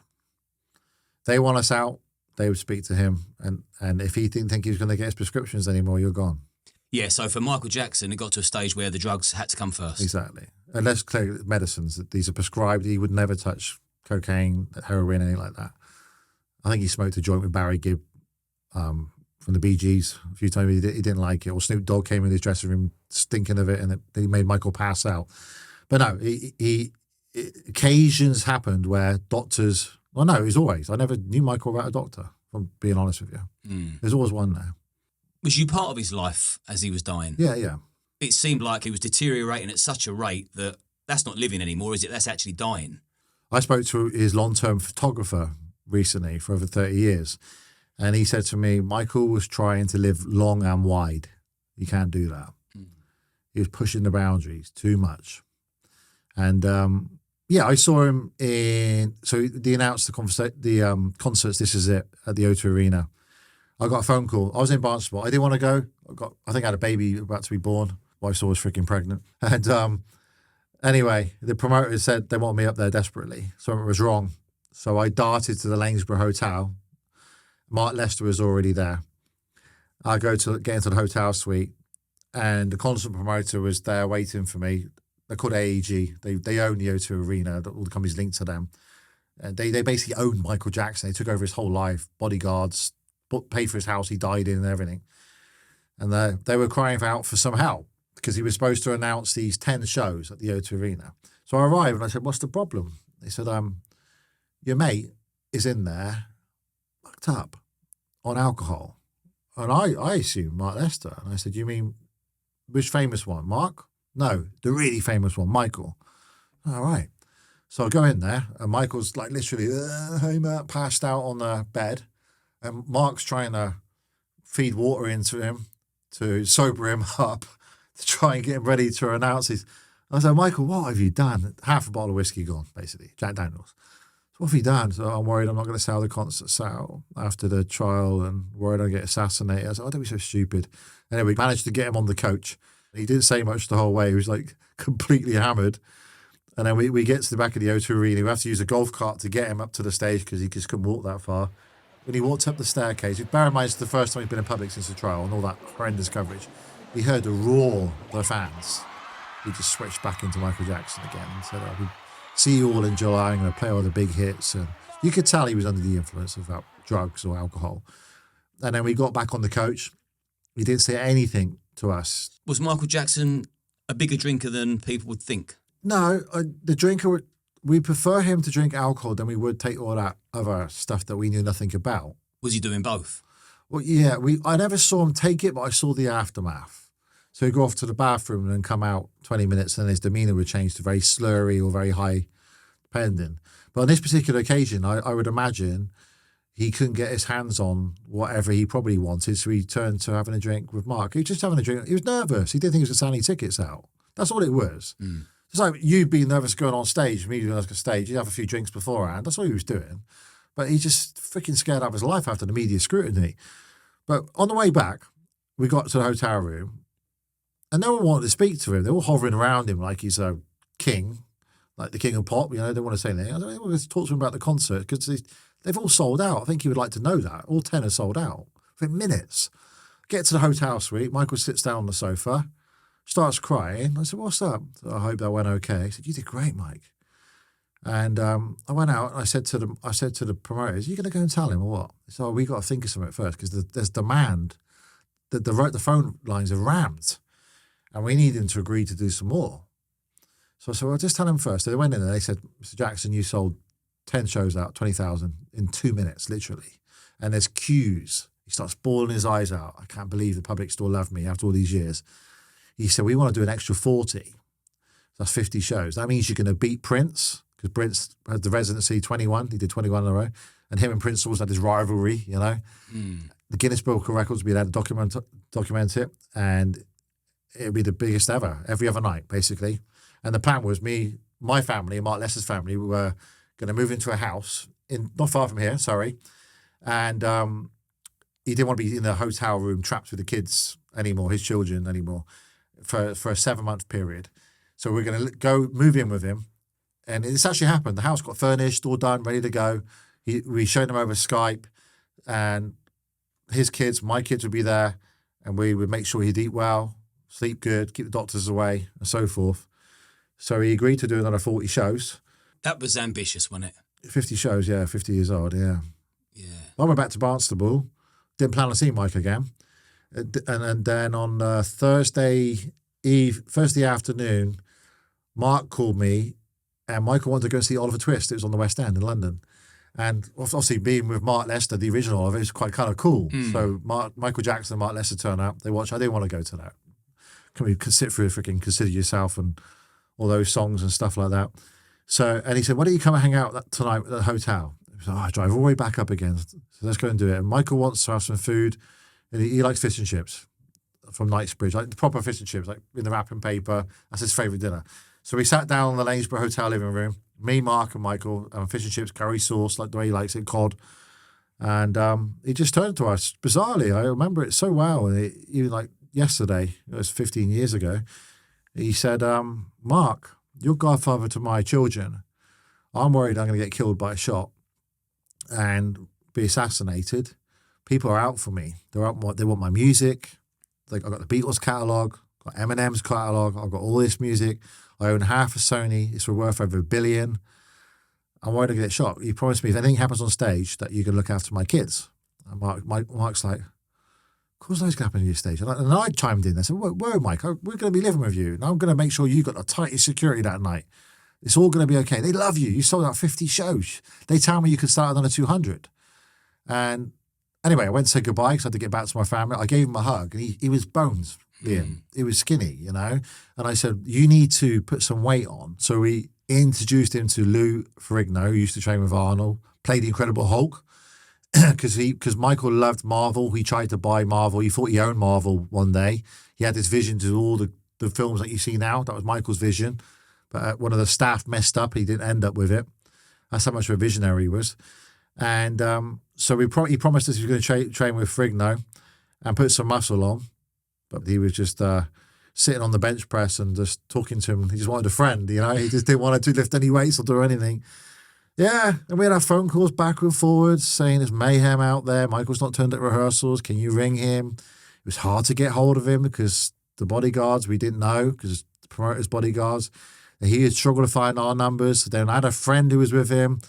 He called me up on the Tuesday night. He was erratic as hell on the phone. Wife answers the phone. So Michael's on the phone. He needs to speak to you urgently. I come over. I said, what's going on? He sounded wrong. So why are you speaking funny? He said, oh, don't worry. The doctor's giving me something to help me dance. Basically like some kind of ephedrine thing or maybe a bit stronger. I don't know. And I said, okay, what's the problem? He said, well, I'm going to rehearse. He said, Matt, I've had enough of this. I've been doing these songs for over 30 years. They're making me rehearse Billie Jean and everything. I'm exhausted. I'm knackered. I need Joseph. I need Joseph. He's the only one who can sort this shit out. That's the exact words to me. When he says that to me, I'm thinking, for him to reach out to Joseph to help him, that's serious because you've all heard about their up and down relationship. But what Joseph is a protector of his family. He used to turn up at hotels. If we wouldn't let him in, he'd barge his way in. He'd be like, where's my son? And he had this intimidating presence, you know. He'd just go in whether you like it or not. He wouldn't take any nonsense. Joseph Jackson wouldn't.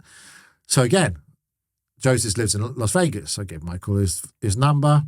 He wanted Mike Lester's number as well. He didn't have his phone book or nothing with him. He just had this friend in common who was there at the time. For my number, I gave him Mark's number. I said, you sure you're okay? And he goes, no, I'm not okay. This shit needs to be sorted out. They tell me tonight if I don't do the best rehearsal ever, they're going to call the whole thing off and I have to pay back the advance that they've given me. I said, okay, Mike, just calm down. It'll all be okay. Get hold of Joseph. He'll sort you out. Ring Mark, because he wanted Mark to fly out. He asked if I could fly out. I said, I got the kids. I can't. I got a baby. Got a business. I just can't come out to Los Angeles right now. I wish I did, Liam. And he spoke to Madison, my daughter, who he's close to at the time. And then he tried to speak to Lola, but she was a bit young. And then come back on the phone. And then I said, I'll see you next week, basically, because he's going to fly into the UK. The house is ready. And don't forget to ring Joseph and Mark. Anyway, he called Mark. Same conversation with Mark. Mark's got a single dad of 4 kids. Can't come out, Michael. I'm seeing you in a few weeks' time, mate. You'll be okay. Just go with the flow. Just kick ass tonight. And he did. That's the footage you see. He went on one. You can tell he's on Effigen or something when he speaks in between when he's doing Smooth Criminal. You can tell he's not quite right. Yeah, and I didn't think anything of it. And then on a Thursday, I get home from the office, sit down on the sofa. Madison comes to sit next to me.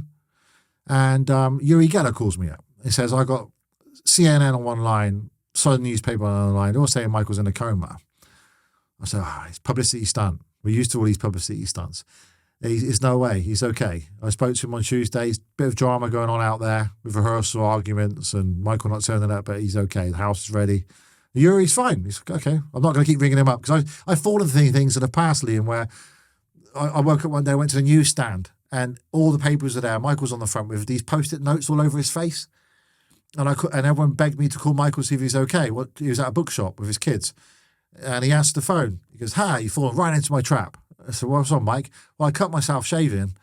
And they're going to say I put a plaster on it. They're going to say my chin fallen off. And I promised to take the kids to a bookshop. So for what the hell? So I just plastered my face in Post-it notes. They went worldwide news. It was massive. So the media fell into my trap. So this is why I didn't call him up. Anyway, Yuri calls again an hour later. Same conversation. This time, Michael's had a heart attack, apparently. So I ain't going to ring him. And as I got off the phone, Mark Lester calls. And when Mark calls, I knew something was wrong. Because Mark is speaking to the nanny of Michael's kids. He's speaking to the household, not from a bodyguard perspective. He's his long-term best, closest friend. Mutual godfather to each other's children. He said, Matt, where are you? I said, I'm at home. He said, Michael's dead. I said, what the hell? So I just spoke to Grace, the nanny. She's screaming down the phone. He's dead. He's been gone a while. Brace yourself. It's going to be a wild ride the next few days. But there's nothing on the news. He said, no one's going to report this for some time because it's such massive news. They want to get it right, especially with all this publicity stunts. He could sue them. So they waited to the coroner's report, and eventually the coroner confirmed that Michael Jackson dead at 50.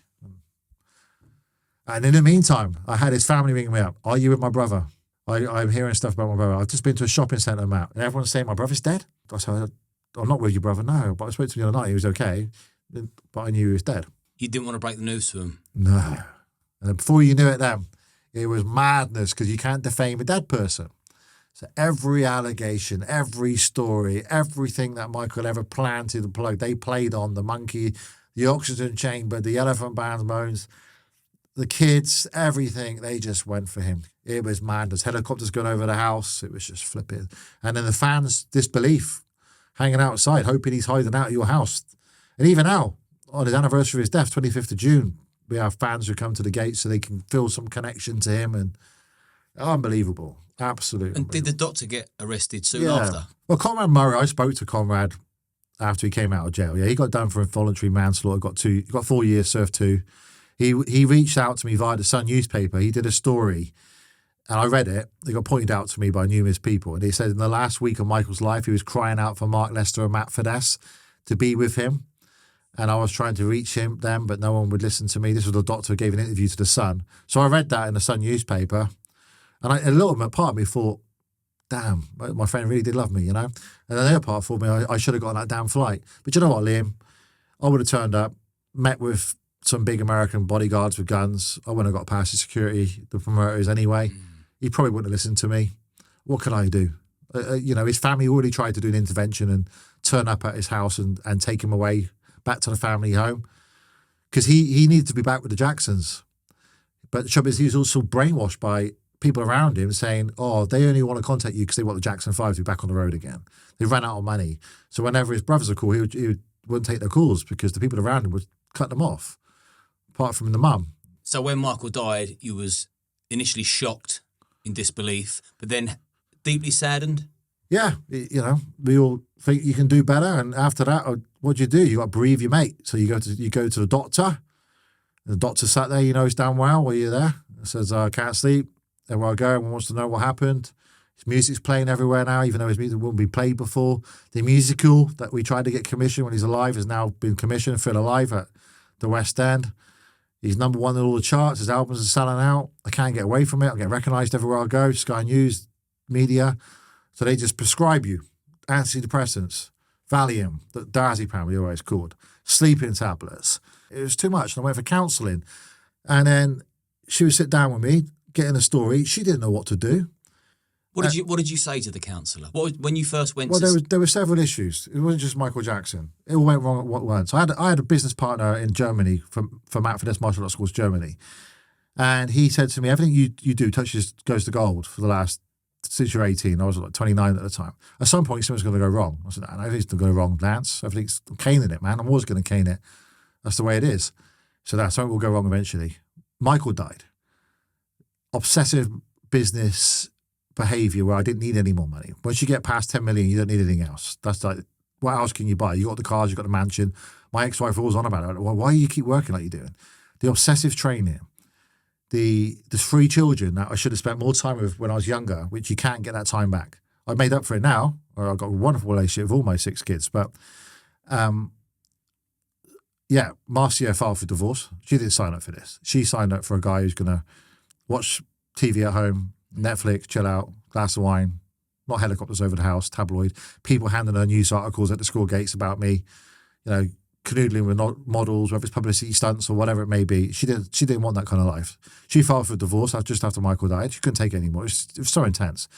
And then one of my family members, for some reason, because maybe I wasn't present at the business, decided to try and do a Me Too Matt Fiddes Martial Arts School.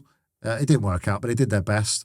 My best mate, who's my head of curriculum, and my training partner, he went along with that as well. So did my father, to try and do a Me Too, can we do what Matt's done? Because everyone thinks when you run a business, it's down to them. They don't see the hours I put in behind. I'm up until 1, 2 in the morning working my butt off. Even now, it's not as easy as what people think, So I lost my wife, and I thought being rich and powerful and have powerful friends, I'm going to keep my kids. You don't get to keep your kids. Got to see them once every 2 weeks. I was in the mansion. I had the Ferrari on the drive, the Mercedes. I was on antidepressants, sleeping tablets, diazepam, walking zombie. My franchises were like my family. They were trying to reach out to me. But when you want help, you don't accept it. So I wasn't accepting it. And then the final blow, my rock, I used to call her 20, 30 times a day. I used to say, that's as well as can, who always believed in me.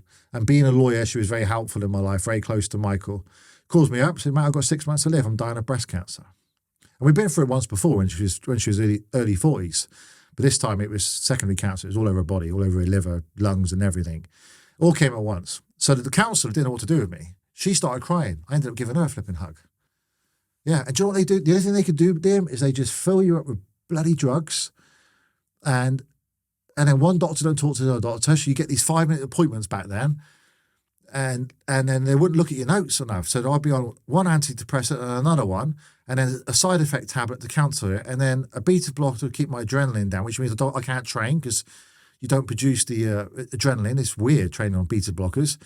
And then diazepam, which is the worst thing they could give to me because I'm quite an addictive personality. And then I started drinking and you shouldn't mix drink with all that stuff as well. I was killing myself, absolutely killing myself. And then when it came to 5 o'clock at the office, the staff would leave. I'd beg to try and keep conversations going to them. So I knew from Friday through to the Monday, I'll be on my own all weekend. So I didn't trust anyone. I had 30 million in the bank, supposed to be the most happiest man in the world, 29 years old, go through the most horrendous divorce where the lawyers are fighting over everything. Ended up 180,000 on my side, 190,000 on her side. I ended up with the whole bill, so that's the way it works in the legal process. And sitting there lonely, walking around this big mansion at 2 or 3 o'clock in the morning thinking, this isn't how it's supposed to be. I'm supposed to be super happy here. Yeah, I tried killing myself 3 times. Also, I wasn't very good at it. I won't be here today. That was quite a big boom for me to take all in one hit. That went from 0 to 60 really quick. Basically, you've had a catalogue of tragedies. 1 year. Everything happened in 1 year. All in one. Yeah. That's a breakdown. And then the medications to numb it. Shield. I couldn't even cry at Mum's funeral because there's so much antidepressants, and you don't deal with it. So then you got to deal with it years later. And you said diazepam, so I know. Oh, geez, I know all about Valium. I know how addictive it is. I know how it numbs you, and if you're feeling edgy and anxious, it will get rid of that. I've danced with Valium, and I know that it's deadly. You get a physical addiction as well as a mental addiction, and when you come off that stuff, it's heavy. But you don't end up with a Valium addiction normally, unless you're in a really, really bad place. To keep chewing them to get through each day, Unless someone's been there, they won't be able to relate to it or comprehend it. But there's a lot of people that have been there that have been too scared to tell people that'll be watching this, listening to a 6'4" martial art expert, Michael Jackson Bodyguard, say that was me, and that's going to give people strength. And kudos to you for being so open about that. So, in that space of that year, did you say your mum's funeral as well? Yeah, I call it my dark 3-4 years where I had my battles with the addictions, mental health. It's mental health when you put it down to it. The only thing that would save me then was when I would go and work out. If I could work out, I could not have to take these tablets and so forth. But then the problem I had is the damn doctors would say, if you come off this tablet, this is going to happen to you. You're going to have a seizure. You're going to have a fit. So I knew in my head everything was wrong. And I had one of my members of staff, Larry, he was awesome. He used to come to my house every morning and knock on he could get like a broomstick and knock on my window door. And he said to me, Matt, I've got to be honest with you. Sometimes I thought I'd find you dead in bed. I was expecting to find you dead in bed. Every morning he would do that. Yeah. How much was you drinking a day? It wasn't the alcohol. It was the diazepam. I could easily take 10 milligram of diazepam and still walk around and function normally. It wasn't so much the alcohol, no. It was that and the antidepressants put together, which was deadly. And at night time, I'd have a little drink to try and go to sleep, and it just had the effect, and I'd knock out and then trying to wake me up. I got rushed to hospital, and the media did a story on it. So Michael Jackson's Bodyguard rushed to hospital, and the consultant came up to me. He said, "You carry on like this, you're going to end up dead, just like your friend died." And it's ironic how it's gone full cycle, because Michael was so against all this stuff, and then I was all against all this stuff, but I'm not blaming the GPs, but they don't consult with each other. So one wouldn't look at the notes. So you're only supposed to be on diazepam, I think it's for 14 days, because dependent. They didn't look. Oh, you want some more diazepam? Oh, we'll give you, boom. Next one, boom. And then before you know it, you're in big trouble. And with mum, it didn't really sink in, because we had so many false alarms with her breast cancer that mum's dying, she lived in Kidderminster, rushed to Kidderminster. And then she would come around the next day. So I didn't really take it seriously. And then when it did happen, I had this plan in place. I didn't want to answer my phone. So whenever I saw my mum or my stepdad ring, I didn't want to ever fear that it's because she's died. So plan in place, my best mate, Larry, would turn up at my house and break it to me in person. So that whenever the phone rang, I didn't want to think, oh, geez, this is it now. Is she gone now? So, basically I went to see her on the Wednesday, and she was fine. Sat up in bed. She's a bit thirsty. She had the morphine thing in her leg, though, the syringe. She met Monique, my wife, twice, and then she was first time ever, she was a lawyer, she's very clever. She started to lose her mind, like she was calling my stepdad my biological dad's name and stuff like that. But I felt quite comfortable leaving that, because I had enough of seeing her suffering. It was just enough. And anyway, on the way home, so the plan was, the plan was is that she had this, she loved my kids. She had this like necklace I used to wear, and I used to have this ring. I've got a replica of it now, Dad. And she used to wear it around her neck, and I want her buried in it. That was the plan. And on the way home from that particular journey, she must have known she was going to die, because Monique didn't know the significance of it. That I wanted her buried in that, so part of us would always be with her. And I remember driving past Bristol, and Monique handed me the necklace and the ring, and I thought, geez, this time it's for real. Yeah, she died the next morning. And that happened in the middle of a extended breakdown as well. Yeah, I mean that was like it. In a strange way, though, it woke me up, Liam, because I was all about money, big muscles, ego, fame. But when you got your 3 little daughters still on the side of a grave, and you've got my 7-year-old and my 5-year-old, 4-year-old daughters looking, and Nanny's coffin's going in the grave, and you're 32, she's 56, and I've got 30 million in the bank, and I've paid for the professors of cancer 50 grand experimental drugs, and I still can't save my mum. You think, fuck this, all of it. And I came back that day, I was like, forget it. Just what is the point? And because of that attitude, I started caring about people more and looking after my franchises more. And obviously I met Monique by pure coincidence, trying to escape the madness. My agent said, come to South Africa and hang out at a hotel because you're going to kill yourself. Your mum's dying in a few months. And Monique's a pop star in South Africa. She's number one pop star out there. And he said, I'm looking after a pop star. Just chill out, get your head right, get off these bloody drugs, Matt, these antidepressants. You've got a lot to deal with. And then her bodyguards wanted to meet me because I was Michael Jackson's bodyguard. I did a picture with him, which I wasn't particularly happy about. And I ended up meeting my next wife. I came back flipping engaged. And as I landed, she got to meet Mum. But yeah, Monique, basically, she saved my life. She's from a very cultural background, Afrikaans. So they took brace of me and they flushed all my diazepam, all my antidepressants, all down the toilet in South Africa. And bear in mind, I couldn't get a prescription for it because I wasn't in England. And like, what'd you do that for? So you with us, you either love my daughter, and she said, we'll get you through this. And for 3 weeks, I was having a tremor. I don't recommend anyone to do this, by the way. I was having sweats and tremors, but completely clean off everything. And how many years were you addicted to prescribed drugs? 3 years. But she just flushed it down the toilet saying, you don't need that, now you got me. I mean, as horrendous as it is, that may have been the best thing that could have ever happened to you. But what I wanted to know is, in between your dark phase that you call it, Michael Jackson dying, your family betraying you, seeing an opening because you're somewhere else, you're sitting in sadness, that's terrible. And then your mum passing, but before you met your current wife, but during those years, who was there for you? Because you've just spent the prime of your life, you've been there for someone else, Michael Jackson. Yeah. Who was there for you? My franchises, they're my family. And if you look at it now, I've known my franchise, they've been with me 20 years plus, more than I have done I don't have any relationship with my adult brothers now. I'd love to, by the way, but things have moved on. We've all moved on. But they were amazing. They rallied around me. They kept the company running. They kept it growing. And did you tell them all that you were struggling? They knew.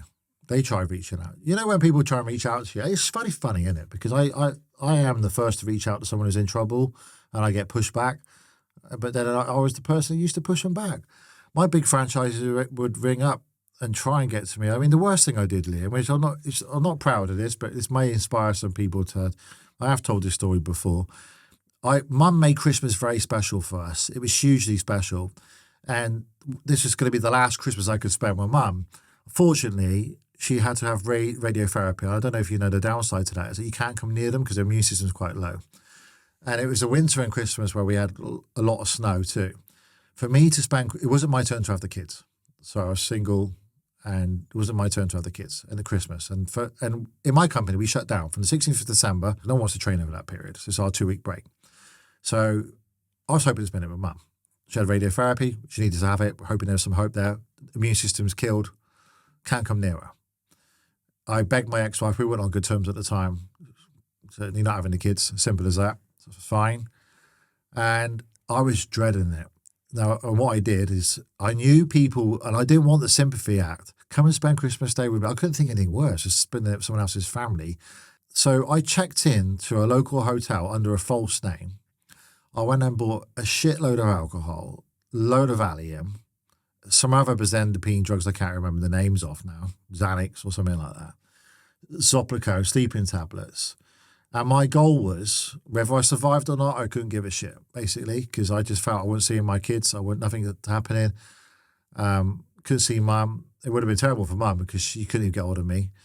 And I checked in there and I slept from the 23rd of December right through. I didn't want to hear the Christmas music, none of the stuff, right through to the day after Boxing Day. I'd keep waking up, of course, pop more tablets, drink, boom, go, back to sleep again.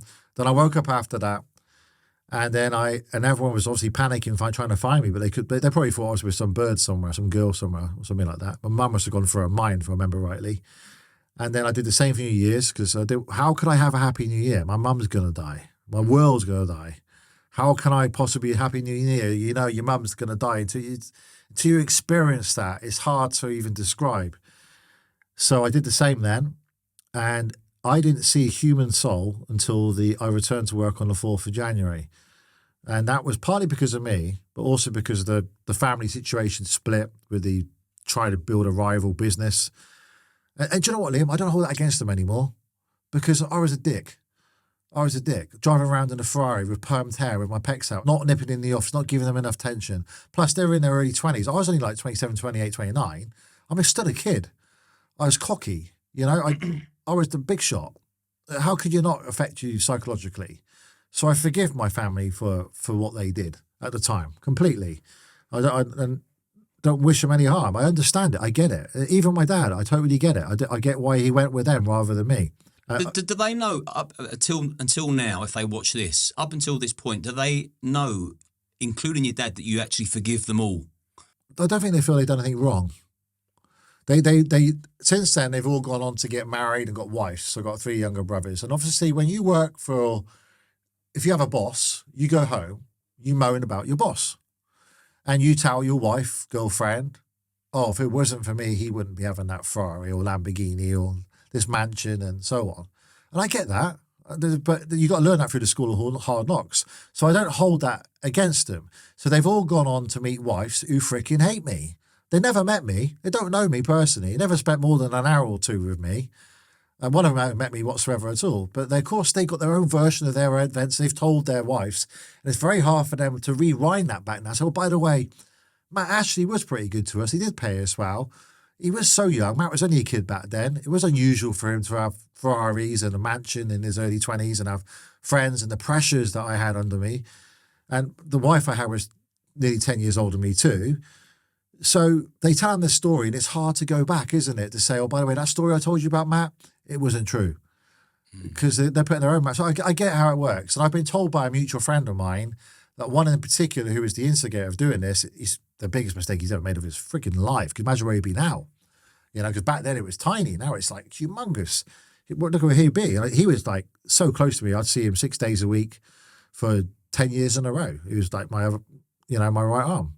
And someone got in his ear. I don't know who it is to this day. I think a franchisee got in his ear.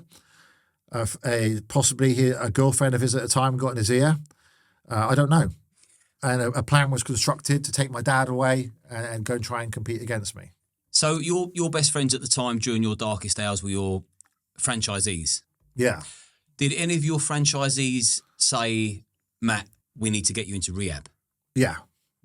I had one who turned up.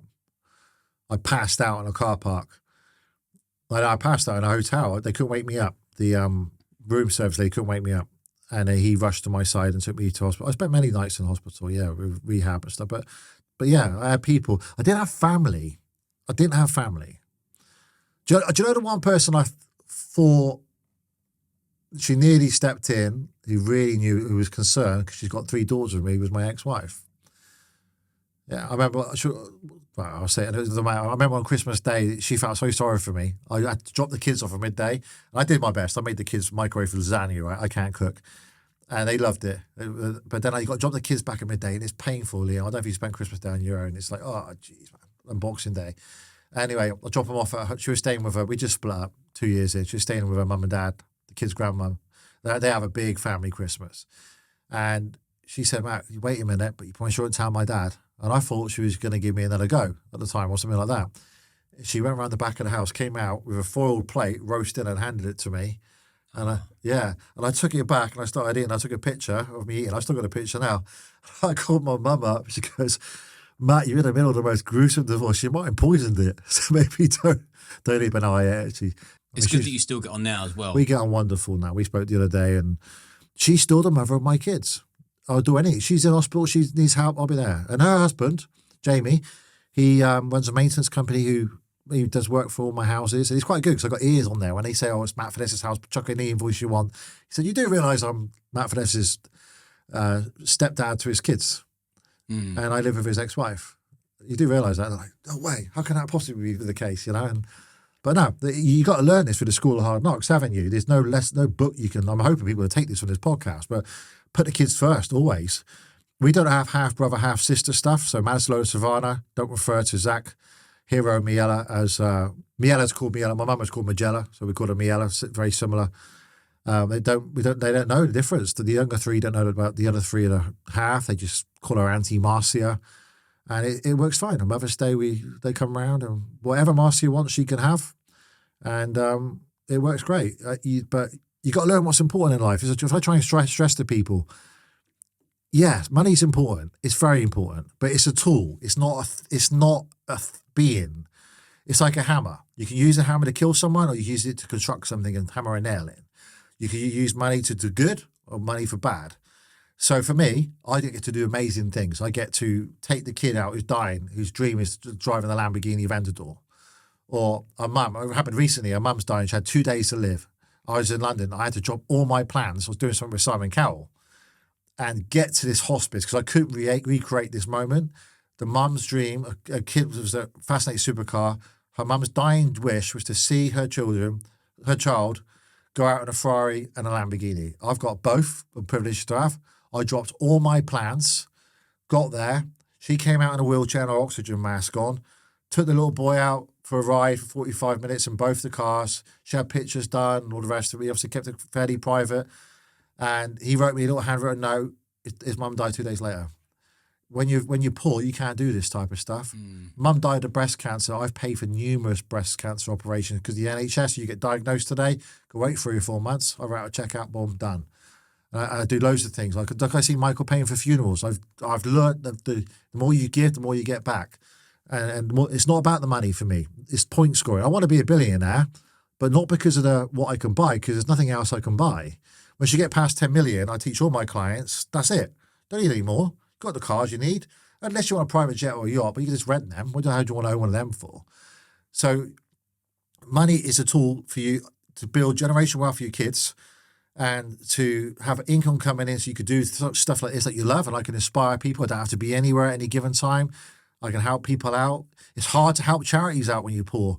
Who wants a crappy holiday? Who wants to drive a crap car? Who wants to rely on the NHS at the minute, the government for a doctor's appointment, NHS and operation, private healthcare?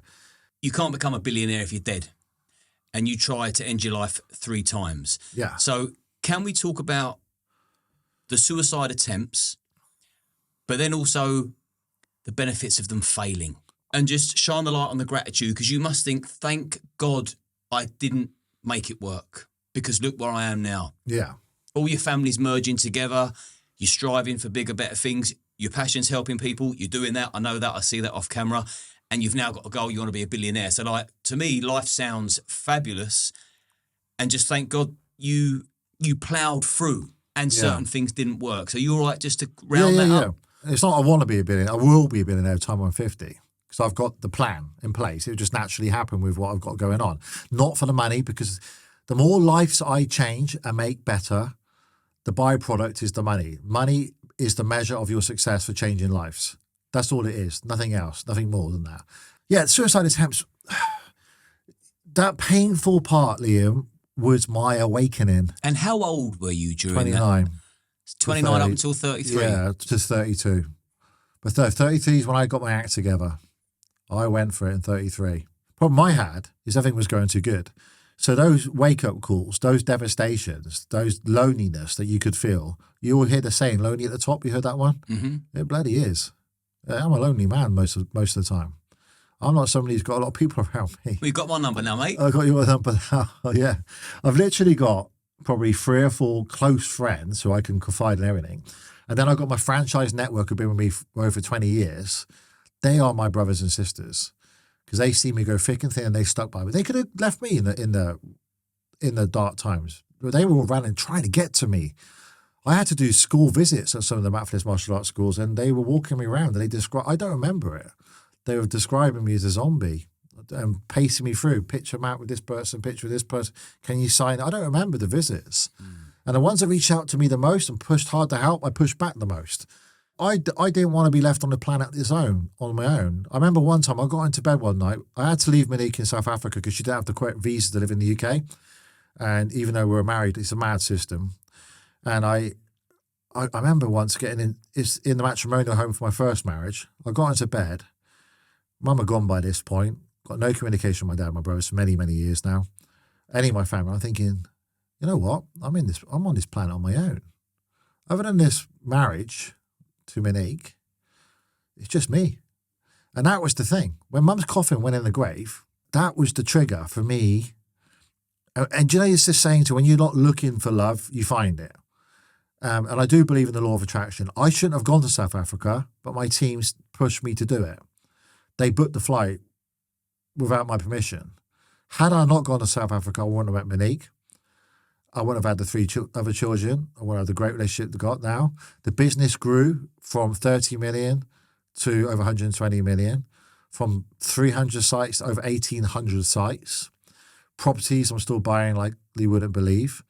But aside from all that crap, aside from all that nonsense, the amount of people I've helped to become financially free and independent is beyond thousands. I mean, I got over 5,500 take mentorship off me, and I do that from just like a tenner a month, just because I love giving back, because I've gone through. I don't think there's enough people talking about, when you see entrepreneurs on stage, they talk about their Lamborghinis, their jet, the helicopter. A lot of the time, they've just hired a bloody thing and took a picture next to it. You'd be shocked what they can do, especially with AI. I've got real life lessons I can teach you here, from superstars to billionaires, and my own personal. I could give you a day's podcast on what not to do in a divorce, you know. So it was everything to me. Mother's death. I'm not religious. I'm open to the idea of anything. I do believe in the law of attraction. But since Mum died, Monique seemed to have filled a void. They're both little divas, my mum and Monique. She's incredible. Plus, she comes from a very Christian background. And I respected her family. I got baptized, reborn, got christened in South Africa. At my wedding, I'll say it as it is, but no one thought it was going to work out, as you can imagine. We got engaged within 2 weeks. We got married 3 months later. Nobody turned up from my side at the wedding. It was just me at the wedding. There was 300 people at the wedding, and they're all talking Afrikaans. So I don't know what the hell's going on. Truly all day long. But do you know when you just know something's going to be all right? I felt Mum was waiting for me. And when I came back off that plane with Monique, Mum wasn't answering her phone, neither was my stepdad. We went straight to Kidderminster. She met Mum. Mum was in agony. She was in serious pain. The doctor was there. She looked like she was going to pass away that day. They tried on each other's engagement rings, and they had some time on their own together. And then 2 days later, we went back again. And then Mum met Monique again, and Monique sang her on the guitar and stuff. I just felt, this may be mad, but Mum and some other family, I got a stepbrother, stepsister too, they believe this. Mum was waiting to make sure her big baby boy was going to be okay. And saw Monique, thought, okay, now I can go. That's what I honestly believe. And that was the wake-up call. And whether Mum's up there pressing the button saying, let's get rid of this ego boy now and let's change some lives and let's make others rich now. Let's get people out of poverty. Let's show people that the government's teaching you is wrong and how to beat the system. Don't get indoctrinated by, build your own economy. Don't rely on our economy. I don't know, but it's over the last, she's been dead now nearly 13 years. It's just been unbelievable. The explosion of my career, the TV shows I've done, everything I've done. What's your favourite thing you've done? I think every day I wake up is a blessing. It's after what I've tried to do, stupid fools, trying to kill myself. I mean, and how did you try and kill yourself? Sleeping tablets. Same method every time. Yeah. And because you built up such a tolerance. I don't know. It's strange, right? Because the housemaid found me. That was the one time the other time I did it at home. A friend found me. And the other one, I realised I'd gone too far and I called for help. So maybe I was just crying for help. But they put some drug in to reverse it. And it was pretty harsh. But I would come back and... Do you know how sad it was? Like I got a picture of... someone took of me. Some bastard took a picture of me in there. Just as I was being let out of the hospital. And I look a right mess. From having been in there, overdosed. And Monique said to me, my wife said, how did you get home from hospital? I walked. I had no mates to ring. I had no friends to ring. Yeah, I'm so successful, got all this money. I think I had to get myself home. What people will probably be putting the pieces together by now is that although you were Michael Jackson's bodyguard and the experiences that you had were just, stories that people fantasize about, they're probably now realising the sacrifice you also made. You sacrificed everything to be Michael Jackson's bulletproof vest. Yeah, and the people around him. And this whole money, fame nonsense, this whole... I mean, how successful do you want to be? I mean, if you're doing it for the good, it's okay. But I get people coming to me all the time, oh, my dream is to own a Lamborghini. Why? I got a Lamborghini, and yeah, first time you take it out a few times, it's great, and then it's the most uncomfortable car in the world. You know, it's just I got Ferraris, Lamborghinis. You know, why? I can't even drive up here. I have freaking backache. I mean, the fact of the matter is, if you can sum up success, your health has to be number one, because you don't be the richest person in the graveyard. Family needs to be number two, because you can't put your oxygen mask on first. You can't take care of your family. You've got to look after them. The finances has to be in place. There's 3 plans you need to have in place. The first one's your health plan, which I know you're really good at with your morning routine and everything. The second one is what do you want your life to look like? What kind of house do you want? What holidays do you want? How many kids do you want? What cars do you want to drive? Do you want private medical today? You got to think about all these stuff. People spend more time planning their holiday than they do their life. It's really strange. And the third plan you need in your life is what business are you going to set up to be able to create that health you want and create that life that you want to live. I was very good at doing all 3 of these things. And I teach these things. And it's literally 6-7 figure project into real estate, done. So they're the 3 plans that you need to have in your life, and then you're okay. Everything else, can't teach you about relationships, because I believe that you attract that. You attract that by being a high value person. And that's getting all those 3 things right in place. Just a few more things before we wrap it up, because this could have been part 2 and part 3. Hell of a life you've lived. A few messages to people that will be watching this. Firstly, what would your message be to all of your franchisees that stood by you when you was in the darkest moments of your life? And then what would you tell anybody that's currently feeling so low they want to end it all? So 2 messages for 2 different groups of people. I love my franchises to bits, my clients, my business partners, all of them. I hope they would see all these years on that I've given back to them. One of my franchises recently summed it up. I run these entrepreneur events for free because I just love giving back. And he was there. He's my second biggest franchise. And someone asked him, he's extremely successful, probably the second biggest martial arts school owner in the world. Someone asked him, how do you feel giving Matt all this commission every month? Because unless they make money, I don't make money, Liam. That's the way franchising works, how it should work anyway. There's other ways of doing it. He said, listen, I don't care less, because my franchisor, Matt Fiddes, he's a little bit abnormal, eccentric. I like to work 9 to 5, chill out with my wife, TV. I don't want to be looking at the next social media trends, what's going on out there, doing podcasts, going on TV, flying around the world. So I know for a fact, whatever threat is going to be prepared, it's coming at us, whether it's the metaverse or AI or whatever, my eccentric franchisee will be working till 1 a.m, taking care of my wealth and my retirement for my family and my kids and my grandkids. And I said to him, fair play, mate. That's one way I never looked at it like that before. I will do for my franchises what others won't ever do. I will fund them. I'll do anything for them. They are my family. They're not my franchises. They are my family. Look, I wouldn't be, just like Michael said, be nice to my fans. I know they're tough at times, but remember, they put me where I am. There'll be no Michael Jackson for them. There'll be no Matt Fiddes if it wasn't for my students and if it wasn't for my franchisees. So I look after my franchisees like you wouldn't believe, and I look after my students. Like today, greeting it might sound crazy to some people. When I go to my championships, 8 a.m. to 8 p.m, I'm shaking hands, taking pictures. When you meet someone for the very first time you ever met, it's tiring. It's exhausting to do that. But I do it because they put me where I am. And I've never forgotten that from what Michael has taught me. And I owe everything to them for getting me through those dark times. And God forbid if I was successful with killing myself. I mean, I've got 3 beautiful children who are watching this. And it's the other thing too, whenever I do stuff now, bear in mind, my kids are going to watch this one day. This is on the internet forever. And but they know that daddy's not normal, and they know what I'm doing is for them. I do believe there will be future stay-at-home situations, global warming. I do believe there will be, because there's billionaires were made out of us being made to stay at home and control us or whatever. I'm not conspiracy theorist, but that's the facts in the online world. And us as parents, it's our duty to be able to take care financially for our children and bring them information that the school system. Why are we teaching our kids how to draw dinosaurs for? Why do they need to learn about what happened 3 million years ago in Egypt?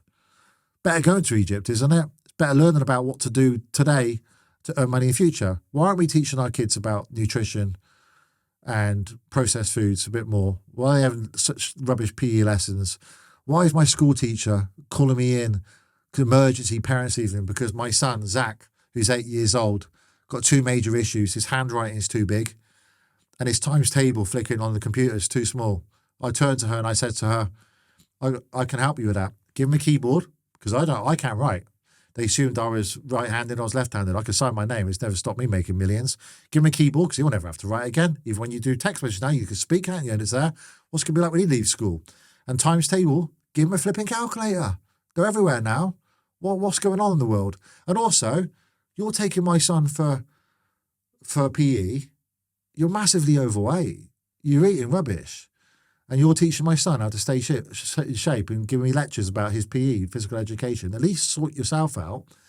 You got broke people teaching our children how to get rich. The world's a mess. The whole school system needs an update. And I'm going off subject here, but I'd like to have a bit of a rant on this. They should be taught about mortgages, good debt, bad debt, good nutrition, more fitness. We need to be taught up front the stuff that matters. And money is important. And in the UK especially, I don't know what it is. It's not so bad since the stay-at-home situation. People just really woke up and realised that they need to make money. I never had more people want to learn how to make money off me than ever before. But it's not about the material things. It's about using it for the good, using it for the right reasons. And I think the school system is dangerous. And it's my younger 3 won't be going to secondary school because taking cocaine now is seen like a glass of wine. It's just mad. And I see this on a big scale because there are thousands of kids linked to my organisation. I hear the stories, the bullying, online bullying, the trolling. Why aren't we getting taught, the kids being taught stuff that really matters? It's so outdated. I had a school teacher who homeschools my kids on a Thursday afternoon, and she said, she's quite high up, she's a deputy head. She said, Matt, honestly, the school system, if you're doing it home educated, it's 4 days a week, hour and a half per day. That's it, and it's done. The rest of the stuff we teach is fillers. That's it. Because we have to babysit the kids so parents can go to work and pay the taxes for the government. And then the government aren't educated to do the money. They waste all our money. And look, just like the potholes driving here, we should be experiencing that. We're one of the highest tax countries in the world. It's just a complete and utter mess. But yeah, I'm passionate about that. And for me, educating on people on my mistakes, what I've gone through. Yeah, it's embarrassing to talk about suicide attempts. It's embarrassing to tell you, Mr. Fix It, you know, Mr. Martial Artist, tough man, bodyguard for the most famous man in the world, been on antidepressants, couldn't cope with anxiety, been on depression, can't sleep, been on sleeping tablets, you know, battled with alcohol a little bit on the side, struggled with relationships. But then people like to learn from real people, not the fake it till you make it people. You summed it up in about 90 seconds and you just owned it. This is what I've been through. This is what I've dealt with. Learn from it. It got the better of me, but you bounced back. So on that note of bouncing back, that was real nice what you said there. Before I ask you where people can find you, anyone that is sitting in a room now with a bottle of brandy and a pot of sleepers, just about to end it all, what would you say to them? Reach out to me right away because you're not going to get hold of a GP nowadays. I know people try to do this, by the way, because I've had this question thrown at me before. They tried to get on a GP. They don't want me to be got upload a picture and all this stuff and nothing happens. Instagram, DM me. I'm there for you. You won't get a VA. You won't get a robot. I do get back to people. This is my passion. I just want to help people. You change enough people's lives, you get what you want. And I always get bombarded with people, do you know, mainly from men, bizarrely. I get a lot of men reaching out to me, Matt, I'm struggling. I've heard your story. I'm in hell. My wife's left me. I can't see my kids. I want to end it all. Can't earn money. Help. You'll get an answer from me.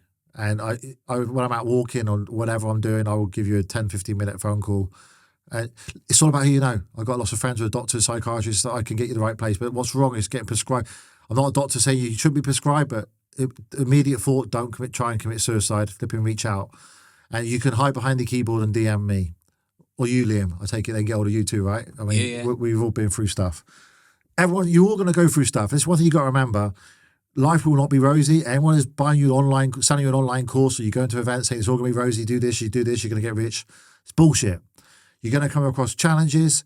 You're going to want to end it. You're going to have downtimes. You're going to be depressed at some point in your life. You're going to lose loved ones. You're going to be down. You're going to reach out to the alcohol, drugs.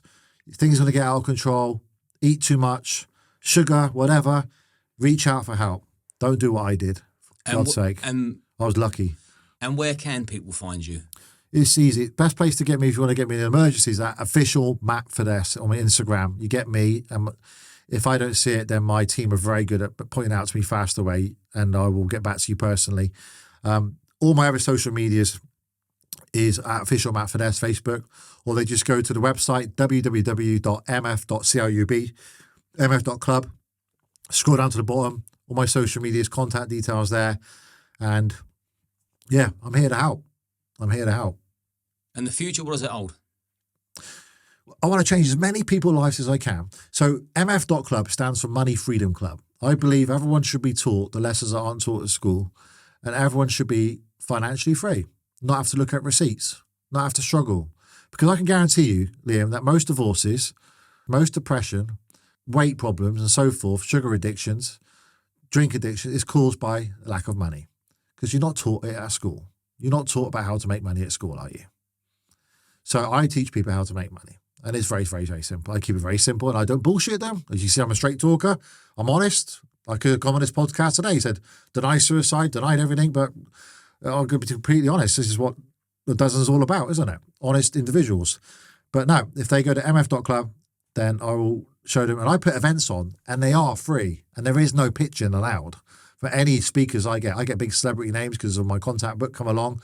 And it's just content, just like I went to back in San Francisco those days. I'm trying to give back now. So money freedom is my goal. I want to try and help millions of people around the world have money freedom, become financially free. Well, I tip my hat to you for putting your cock on the block and defending MJ because, you know, there's people that both sides of the fence. It'd be interesting to see what's said in the comments. And respect to you for being such a good friend that you put so much on the back burner and stood by. I would do it for anyone, not just because he's Michael Jackson. I'd do it for you, Liam. I'd do it for anyone. I was going to say stood by your friend. Yeah. I weren't going to name him again. And I don't doubt that. When I spoke to Simon about you coming on the show, this is how I described you. I said, he strikes me as the kind of man that if he says he's going to do something, he's going to do it. Yeah. Which is reliable and loyal. Yeah. And loyalty's the key. You got to tell everyone the voice note you sent me to about me inquiring about you. How I admired your podcast with Kirk, my mate Kirk Norcross. Can you remember what you said? Mine's going to be a bit more wild than what you're used to. You're going to have to answer questions like... Was it the colour of Michael Jackson's cock? Well, I must have played it about 30 times. I get a lot of messages from podcasters and TV shows. I've never had anyone message me saying, you're going to come on my show, you're going to have to talk about the colour of Michael Jackson's cock. My wife couldn't believe it. She's like, don't do that one. I said, no, that's probably one I should do because this guy's going to give everyone a fair platform without watering things down and so forth. And yeah, we got some good mutual friends in common. Like James English talks so well of you, you know. He's like, yeah, I love James. Yeah, awesome guy. Yeah, he's a good guy. He's my favourite guy in this space. And I'll have his back right to the end. And I'll have yours. You too, my friend. Thanks for coming Appreciate that. Cheers, brother. Emotional.